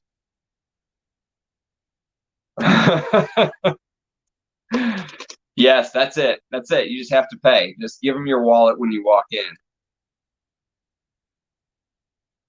They do make the best cars, man. I mean, they just do. It is what it is. They just do. You know, but you know what? I think next time I'm going to just turn in my man card and say, okay, I've had enough nice cars in my life and go get a South Korean car and just say, you know, I'm saving the money. All right, it's not going to give me the thrill. It's not going to get my heart going. But I also won't be paying $1,000 for a service, you know? Saying that Cuir Cadage is a quasi-clone of Cuir de Russie. No, I don't think it's a Cuir de Russie clone. No. Personally, I don't think that. Yeah, Lexus is a good, I guess, middle ground. You still get the luxury without the German, you know, extreme markup. There you go. That's a good way to put it, Fosco. Dry, heavy cumin and related curry spices, mildly oody and hints of white pepper. That sounds amazing. Sounds amazing, Alan. You're going to make me go hunt a bottle of that. Do you get any leather? Have you tried Montal Full Incense? Dude, Montal is kind of one of those brands that is not going to get talked about on this channel. But to be fair to Montal, okay, in 100% pure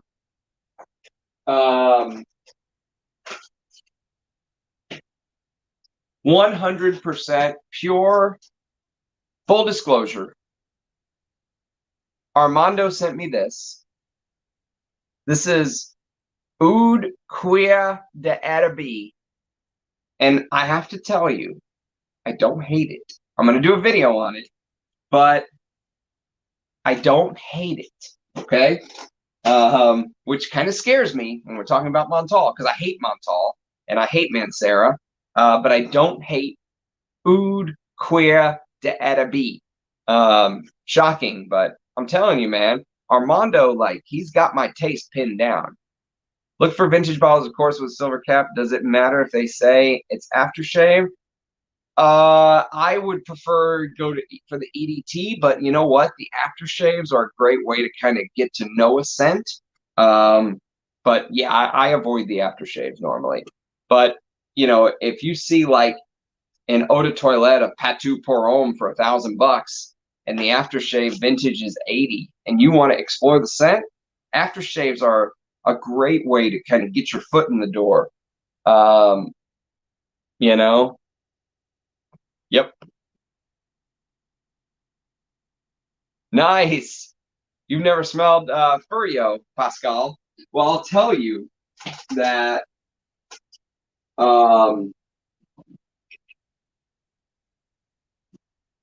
Jacques Bogart has some amazing scents, okay? Bogart Pour Homme from the 70s, from 75, 76, whatever it is, stunning 70s fragrance.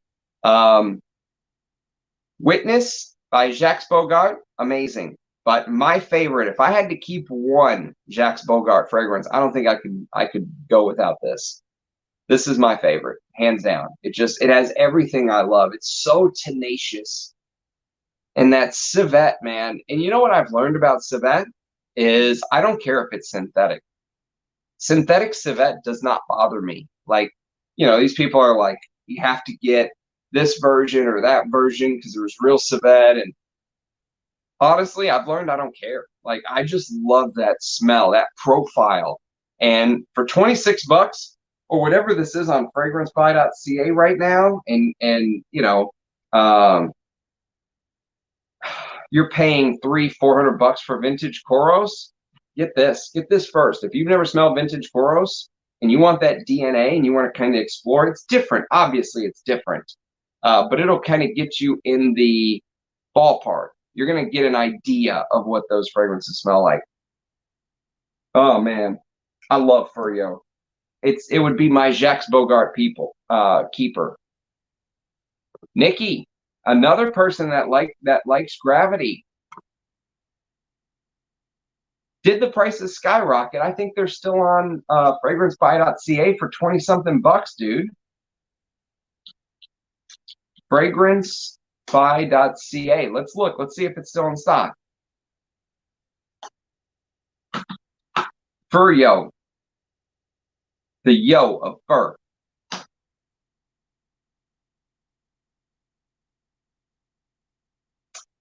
$27.49 right now for 100 ml.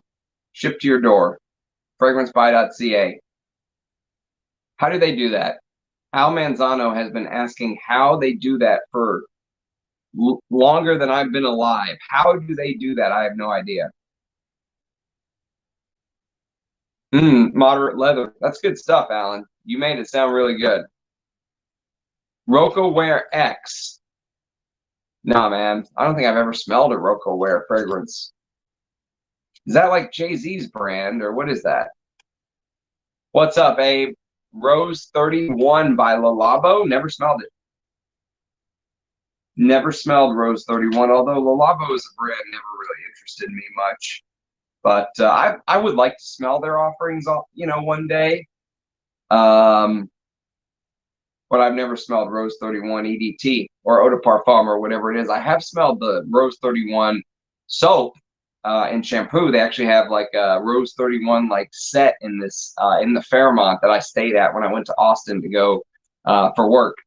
And you know, they had like Rose 31 lotion and Rose 31 shampoo and so I kind of got an idea of the scent profile, but obviously it's different from the EDT.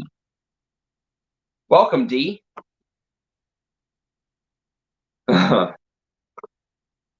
Is that not the craziest thing you've ever seen in your life? I mean, I have seen some big bottles in my lifetime, okay? You know, look at this poor little 50 ml of Canitze 10. next to this 500 ml Terre. So I've seen some 500 ml bottles. Obviously, I have some 500 ml bottles, but to have a sprayer on the damn thing is just the most outlandish thing. I had to get this. I'm so glad I got it. I think it's cool as hell. What a novel piece. I'm looking for a liter of Diaghilev. Yes. So on that note, my Roja keeper, obviously, is Diaghilev. If I had to keep one Roja, this can't be replaced. And I wish I had more juice. Apparently, the newer bottles of Roja don't say Roja right here. They don't say Roja. Roja is he's reformulating his bottles. All right. They say the juice inside is the same, but you're a brand that's charging. You have a perfume that's $3,500, dude. Just put your little gold flecks on the side. Put your little gold flecks. Gold flexes in little flecks of gold, and gold flexes in flecks. You know, I mean, why would you do that? How much money are you really saving there? What are you saving, $1? It's $1,000 perfume, dude. I don't know. But yes, I would like a liter of this stuff. I love it. It's irreplaceable. One of the best sheepers of all time, in my opinion. For me, personally, to wear. I love wearing Diaghilev. Every time. It gets me every time. It never, ever fails. My only regret is I don't have more of that juice. Team Lift. How many mil is that bottle again? 500. It's a 500 mil, Michael. Yep, 500 mil. 100 mil of Diaghilev is enough for worshiping. Yep. Robin Graves, and it auto-corrected, and I kept it. Check cosmetic dates from July 2014. Okay, cool. I mean, I trust Thomas. So Thomas from Early Greek says the 500 ml bottles are not made anymore, and they're that he feels like they were reformulated after. So obviously he must feel the reformulation came in 15, 16, 17, 18. I don't know. I trust Thomas from Early Greek. And so sometimes you have to, you have to outsource your knowledge source to smarter people. And for me, that's Thomas from Early Greek. He is a treasure trove of knowledge. The only thing I wish is he uploaded more. I wish Thomas uploaded more. I gotta have him on one day. It would be awesome to have him on. Yes, vintage Timbuktu is stunning. Declaration rework, but with no muss. Okay, very fair. That's a fair. I mean, I won't argue with you there. I just felt like when I smell Terre de Hermes, it gives me Timbuktu vibes. I think he borrowed a little bit from Timbuktu, personally. Just my opinion. But there very well may be some of what he learned from when he made Declaration for Cartier. Interestingly enough, I'm the perfume guy at work. You become that when you're into perfume. It's natural. And then, once my work mates found out I had a channel, oh God, that was, their heads about exploded. They couldn't understand it. But I got like one of those, secret work messages from one of them the other day. And he's like, hey man, is Declaration by Cartier a good perfume for me to get? And I was like, yeah, it is. You're safe there. He's like, okay, good. I'm gonna get it. I was like, all right, do it, man. You won't be disappointed.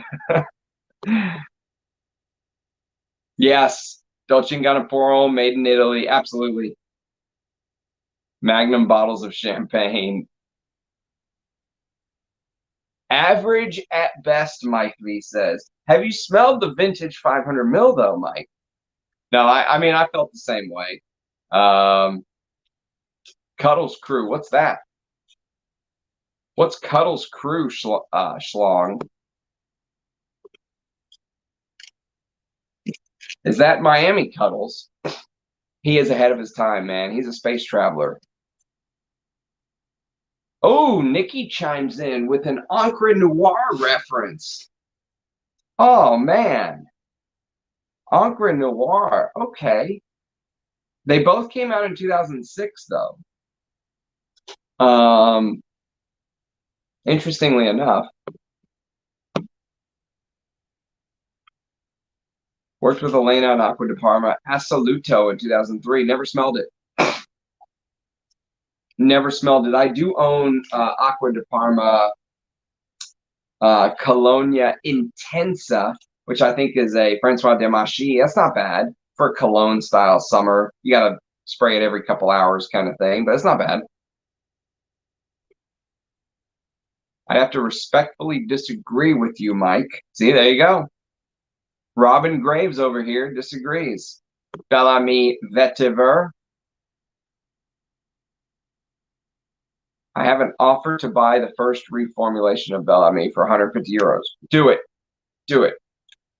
Not a vintage, but have you sniffed Montre? I have not. Marketing claims oud palau and orris butter key elements. To me, it smells like medicinal wood. Spicy chili, capsicane, and expensive leather bag. Nope, haven't smelled it yet, Eric, but I do have some Ducitas I'm going to do some videos on, but it's not Montre. They are Le Daucher de Siam and Le Cierge Blanc. I'm going to do some early impressions. I actually have a bottle of Isara. Yeah, I think Isara is the one that I have a bottle of. I'm pretty sure it's Isara. It's pretty bad when you don't even know which one you have a bottle of, but I think it's Isara. But those are the only ones that I really smelled. Yeah, Eau de Hermes is one of the greatest perfumes of all time, done by many considered to be the greatest perfumer of all time. So, Yoshi, welcome. Comme des Garçons means like boys, as in acting like boys. Okay, so we have 3 now interpretations of Comme des Garçons. Duchamp because of the overdose for the backbone of Isoe Super and Vetiver. Okay, I get what you're saying, Nikki. I'm following you. And another Comme des Garçons. Yes, I know exactly what you mean. I know exactly what you mean. Bye, Joanna. You out of the corner now? You're free. Come back. Oh, look, the argument that is going on. You guys are dropping some bombs. Buxton did Lancetti. Which Lancetti? Which Lancetti? The one that I love, Lancetti Uomo, which, by the way, a bottle of that should be mine very soon. But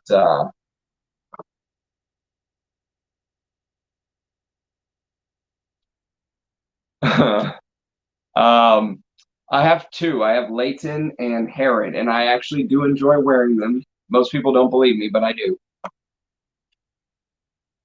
Comme des Garçons 2 is better. Better than 2 Man, you mean, Bry?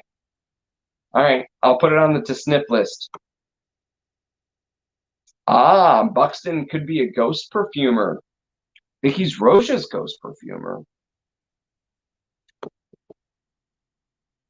Oh, it's a white floral. Oh, I was all hyped up and you scared me away now, Gonzalo. I think I'm out. If it's a white floral, I'm out.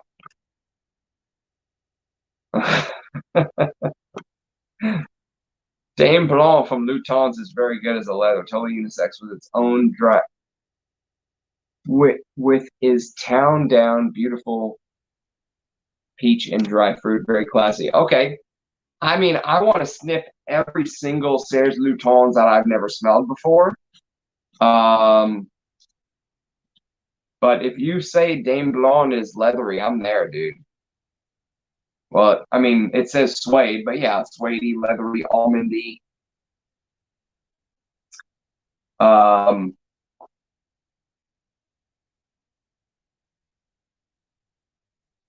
Mortal Skin by Stefan Umbealucas. I liked what I smelled from him the very first time I did a blind sniffing, so I would like to try more. I'm curious to try Acro too. I've never smelled anything from the brand. You're so far behind the comments. The fragrance I bought while typing this is now vintage. All right, let me catch up. Let me catch up. Get a Toyota, never look back. You're right. It was the best and worst car. Yes, it's the best of times. It's the worst of times. I loved your Homme.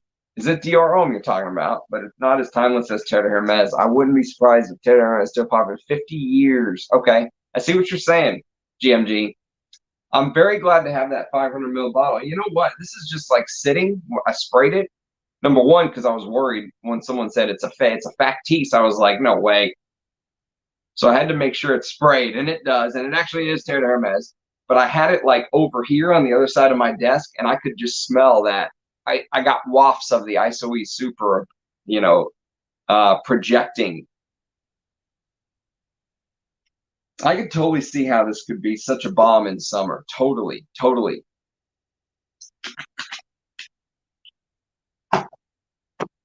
Thanks for letting me know, Ram. Going to back up Furio. Yes, back it up, my friend. $27. Oh my God. I just want to know how they still have bottles. Where are they getting these bottles? Like, did they find a warehouse that was exclusively stocking Furio? Furyo. The Great Furio. My God, man. Man, just smelling it from the atomizer, it's amazing.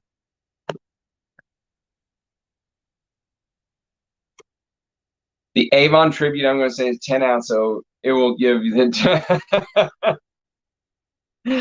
Okay, Avon can do that. Fair enough. Fair, very fair. Actually, Armando sent me a Avon in the shape of a car. It might be just as big. It might be 500 mils. I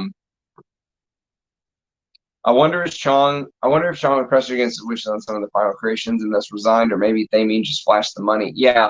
Well, he was gone, you know, for years before Thameen actually brought him on. So,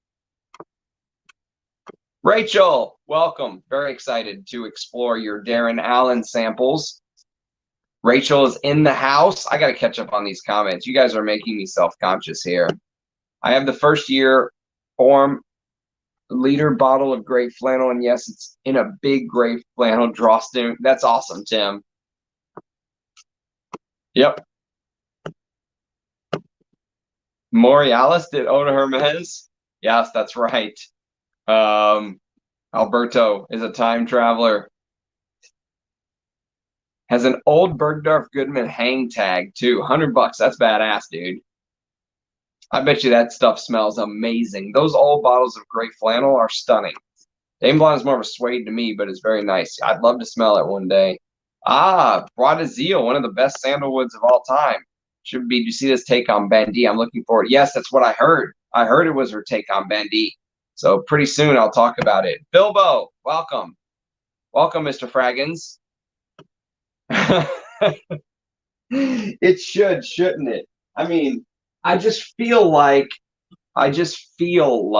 this more houses should do this. I mean, I feel like the glass that I'm holding in the design and the fact they actually have a sprayer on a 500 ml bottle that my hands, which are pretty decent size, can barely grab onto. You know, more houses should do this. This is this is one of those, why don't more houses do this? Why don't more houses do 15 ml bottles or 20 ml bottles? Why don't more houses do 500 ml bottles? I'm kind of scared to put it on one of these shelves. Like, can you imagine if it just collapsed one of these shelves and they all went fragalanching down? I would literally cry on stream. I would sob like I lost a family member. What is your take on why vintage perfume does so better than modern? Why? That probably is going to have to be a video for another day, Ringo. But lots of reasons. I think the brands actually gave a shit back then, and I think there wasn't so much power concentrated in one place. Like Louis Vuitton, Moet Hennessy didn't own everything. You know, lots of reasons. Ifra, you know, the oil houses didn't have as much power. The releases were spread out more, you know, like famously, it was like 20 plus years, maybe 27 years between Pour Monsieur by Chanel and Antaeus by Chanel. You know, now they release multiple fragrances in the same year many times. So it's, you know, there's a lot of reasons. There's, if you watch my old videos, you'll understand why I feel the way I do. Comme de Garcon 2 is not a white floral, really, more of a green frag with the Angelica. It's aldehydic and inky and incensey, truly unique. All right, I'll put it back on the to sniff list. White florals scare me. A discovery kit to teach you what each note smells like. You can buy some of the materials from the oil houses. You absolutely can. Shack bottle. That could be your... They do. Those 15 ml bottles are awesome, Micah. What are flacons of Navitus going for these days? Maybe they can send me the entire line, you know, Navitus, just send me all 100 fragrances you put out in the last 5 years. eBay has a Terre Hermes bottle like that for $350 right now, but it's described as display only. Dummy display also comes with a 100 ml bonus of Hermes Vetiver. Not sure if it's the real juice. No, don't buy that. The one that I bought was $301, and I think there were 2 or 3 of them. I bought one, so it's still there. But that's a good point too, Justin. That's a great point. They're focus group down. Like in the old days, I feel like they gave the perfumer more leeway. Like, look at what, just look at what the guy that did Dunhill Blend 30. Look at the other fragrances that he did. The guy who did Dunhill Blend 30, he also did, his name was, what is his name? Why am I drawing a blank on this? Ron Winograd. He did Lagerfeld Classic. He did Leonard Pour. So we're talking like my favorite masculine fragrances he did. He did Dunhill Blend 30. And by the way, speaking of favorites from each blend, this is my favorite, Dunhill Blend 30. And, you know, the houses gave them more creative freedom. And whenever the public bought a fragrance, they didn't expect to like it right away. They didn't expect to just spray it on and it be an instant love. They understood. They had to take it home and wear it and live inside of it. And, you know, so it goes both ways. But I think we're to blame as much as anything else.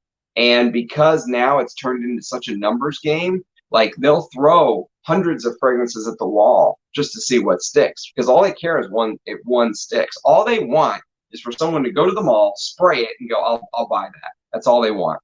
They don't care about anything else. They don't care what people like us have to say. They don't care whether, you know, they're using the best ingredients. They don't care whether the longevity is good. They don't care about shit. All they care about is that they're using the captive molecules of the oil houses, so the perfumers get their commissions and the oil houses are happy, and that it sells. That's it. That's all they care about. They don't want to create the next Mitsuko. They don't want to create the next Shalimar. They don't want to create the next Le Bleu. They just want to sell units. That's all they give a shit about. They want to pump out a unit, and they will flanker the hell out of everything. They will, you know, reformulate to save money. They'll do anything and anything. Anything you can imagine to make money, they will do today. There's no honor amongst the new, you know, fragrances. And they all smell the same. They're all using the same oil house ingredients. You know, in the old days, I felt like some of these houses were silos. You know, Guerlain was Guerlain. Chanel was Chanel. Dunhill was Dunhill. Lagerfeld was Lagerfeld. They had kind of their identity and DNA. Now, I mean, look at these samples. Look at these. Can you even tell these are from 2 different brands? Can you even tell? Does it even look like you're looking at samples from 2 different brands? No, because the owner of both of these brands decided that if we just make the samples in basically the same box, but use a slightly different script, we can then save money by making the box uniform, you know, even on this little sample, every little bit, every single thing they can, make uniform and cut out the originality of the bottles, and everything that they do is about getting it down to the economies of scale. The lowest common denominator is what it's come down to. So that's part of my rant as to why I like vintage fragrances. But I also like niche. I like my Rojas. I like my Amouages. I like some of my MFKs. It's just, my heart is when I wear like MFK Oud, the EDP from a decade ago. Do I enjoy it? Sure. Do I love it as much as I love wearing Dunhill Blend 30? Like when I wear Dunhill Blend 30, I'm like drooling.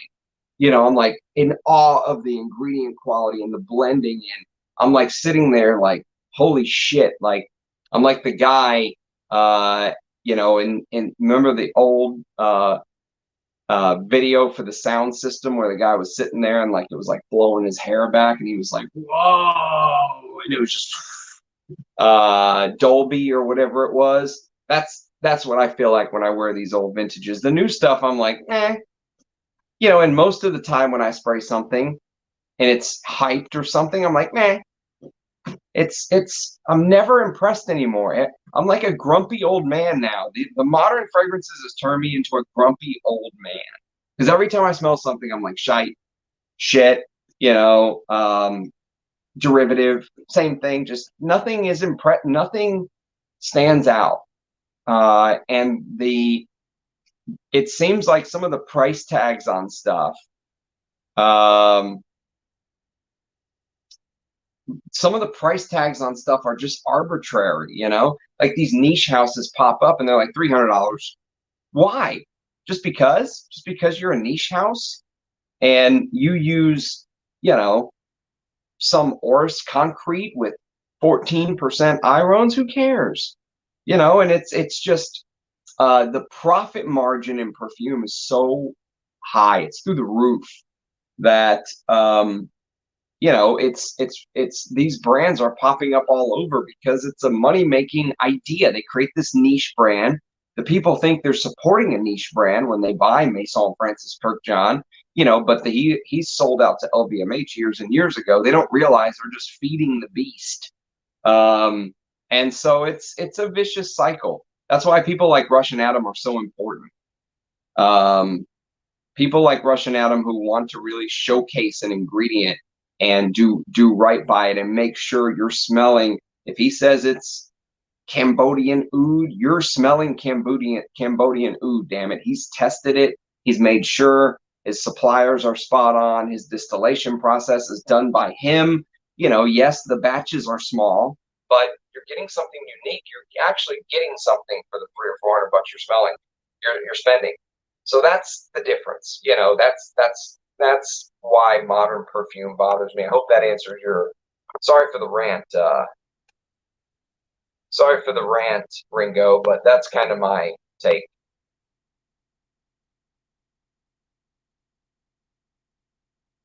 Yep, that's it. That 500 ml Terre. I know. I'm going to show you guys one more time. I gotta go. Look at this thing.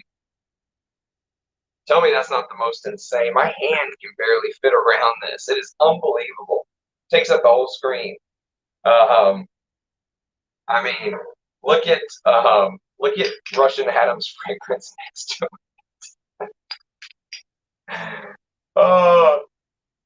And someone said I think this is a 2014 bottle or something. So Thomas from Early Greek says these 500 mils are pre-reformulation and Hermes discontinued them. So if you can find one of these 500 mils, you're getting the older version. So yes, how's this for a live stream? How is this for a live stream? Have you guys enjoyed this? Hello, Wes. They were patient. Yep, they were patient for sure.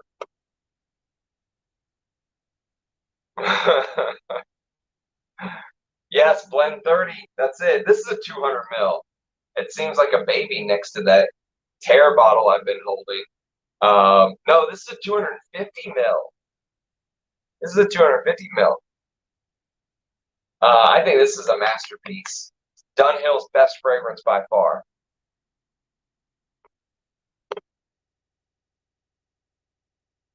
Did you just blind buy the 500 mil, Michael? Hey, fragrances of joy, welcome. I don't think I've seen you before. Welcome to the channel.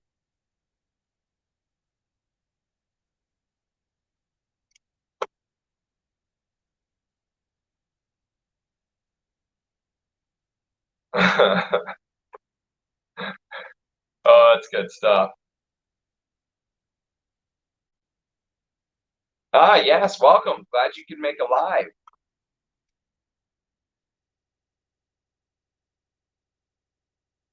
32 ounce. Nice. That is a big boy. That's a big boy, Tim. Yeah, those old bottles um of crap. What was it? See, I'm getting old. Jeffrey Bean's gray flannel are absolutely stunning. Did you ever chance to try Dries Van Noten fragrances? I have not. No, and I don't think I'll be interested to either, to be honest with you.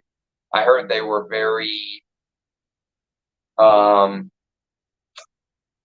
cash grab feeling. Like it didn't feel like they put a lot of time into the perfume for perfume lovers. I wouldn't mind a bottle of Frederick Mall's Dries Van Noten since I'm interested in collecting those old malls. But as far as Dries Van Noten's brand, where you put out like 20 fragrances, that's the other thing.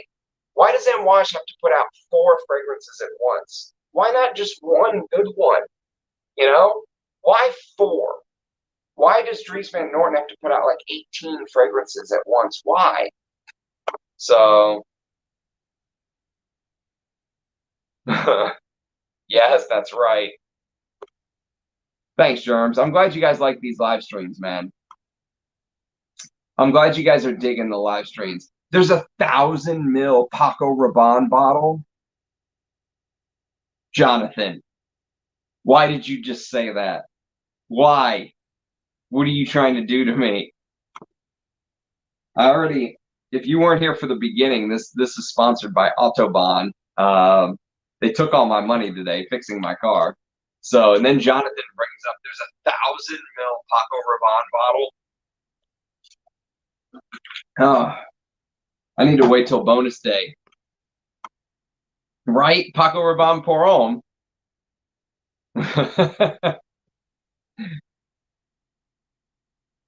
Yes, I need to start having some people on. It is totally a safe blind buy, Michael. I mean, it's one of the most it's one of the most renowned designer fragrances of the last 20 years. Neiman Marcus made me buy 250 mil AA. What's AA?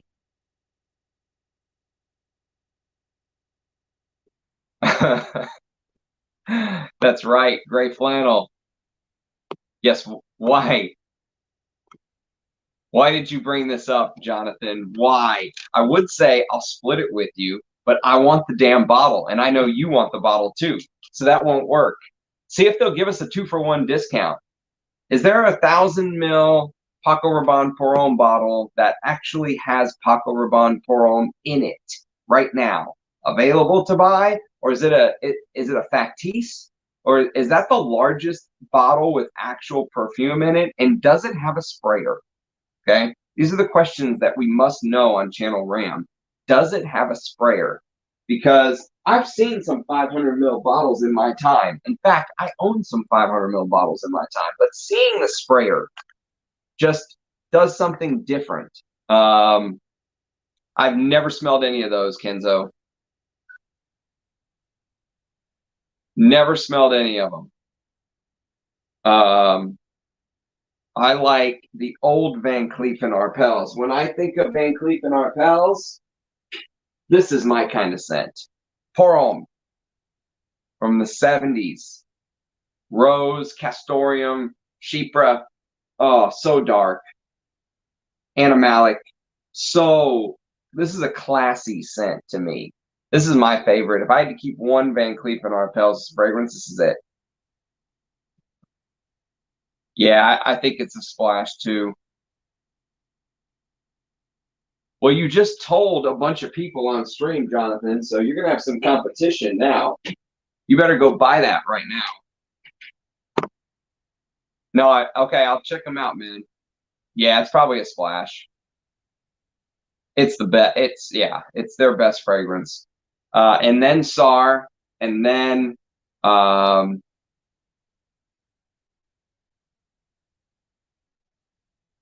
don't know what that one is, Michael, but maybe. Um, yeah, Van Cleef and Arpels Pour Homme, SAR, and then Midnight in Paris for me. Dude, you told me that, and I should have acted on it before you just told the world. But I know you told me that before, Alan. So Agar Wood is on my to sniff list. But no matter how good it is, I doubt it can compete with Blend 30. I know you're an oud head, okay? I know you love your ouds, but Blend 30 is out of this world. I mean, the only competition that Blend 30 has, like for this DNA, is maybe something like this, Charles Jourdan Un Homme.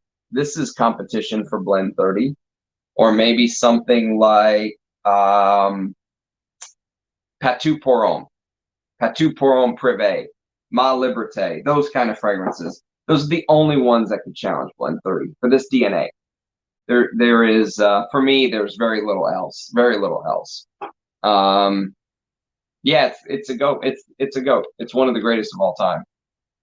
Hands down. Bram crowns this a goat. For sure.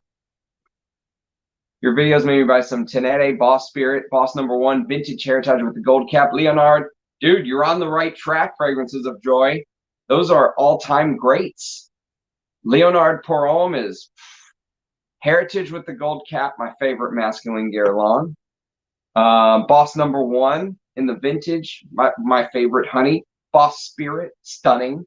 So green, leathery, and then Tenere is out of this world, man. Do you get the Tenere, combination with Boss #1? All right, 5 more minutes, and then I got to run. 5-minute countdown.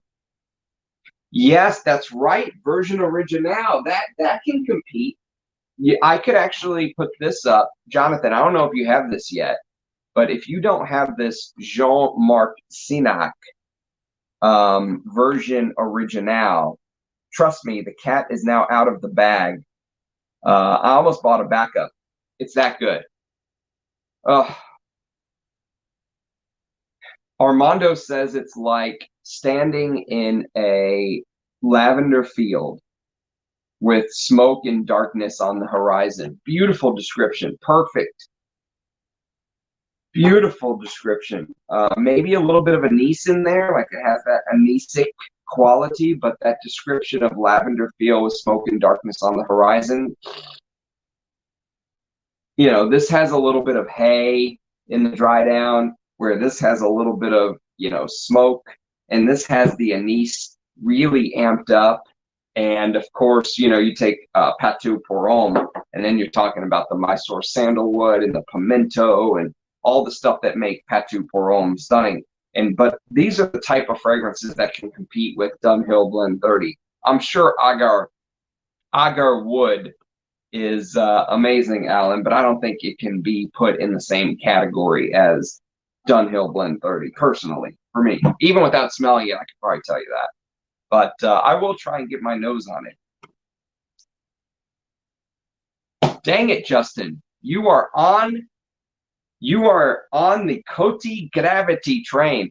But to be fair, Jonathan does like hard-to-find flankers, so we should get on that. What's your favorite Dior Privé line? I just ordered Vanilla Diorama as I love Fev. Ooh, I don't like Fev. I hate Fev. I think it's way too sweet. I own a bottle. I want to sell it, actually. My favorite Dior Privé is probably this.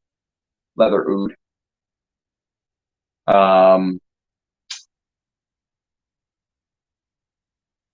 This is probably the closest to my taste. personally. I mean, I would love to own Eau Noir. I really like Eau Noir. I just think Sunshine Man does it better. But I wouldn't mind a vintage bottle of Eau Noir or some of those. I want those older versions of the cologne. Like Rich Mitch got lucky and got that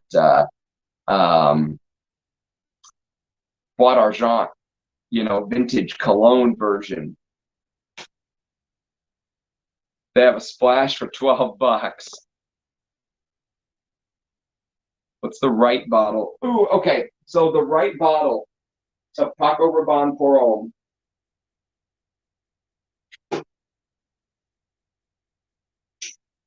So what you want to look for is you basically want to look for the R to be raised.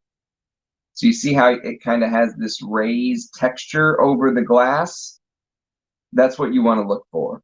Now, there's like 5 versions of Paco Rabanne pour Homme is the problem. So just know that there are differences between each version that you buy, but as long as you get one with the raised R, you're good. You're getting one of the vintage. That's the easiest tell. As far as going past that, I can't tell you. I mean, honestly, there's so many different versions. Just get one with the raised R, you'll be happy. That's all.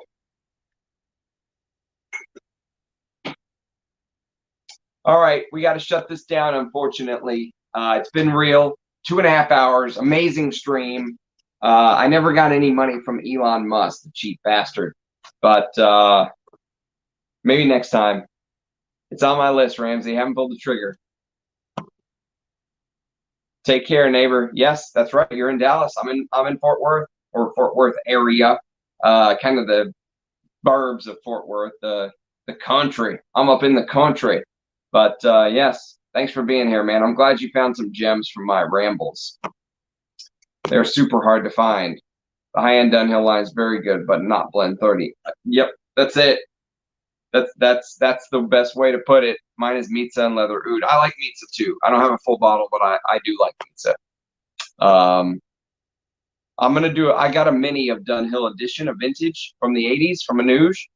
I'm gonna do a video on it very soon. Very, very soon. Aaron, what's happening, man? Good to see you.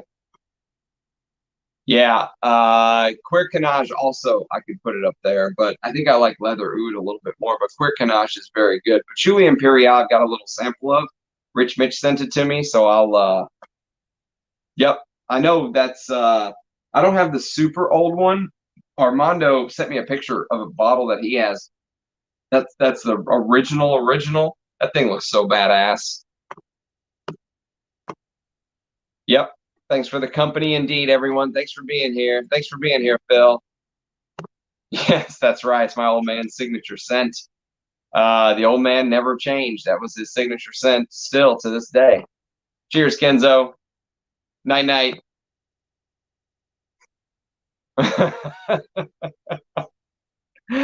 Oh, the 500 mils went like that as soon as I mentioned it. I knew it. I knew it. Cheers, Micah. Thank you. Thanks, Germs. Thanks for joining, everyone. All right, take care. Everyone have a great evening. Great stream indeed. Thanks for being here. Bye, guys. Cheers.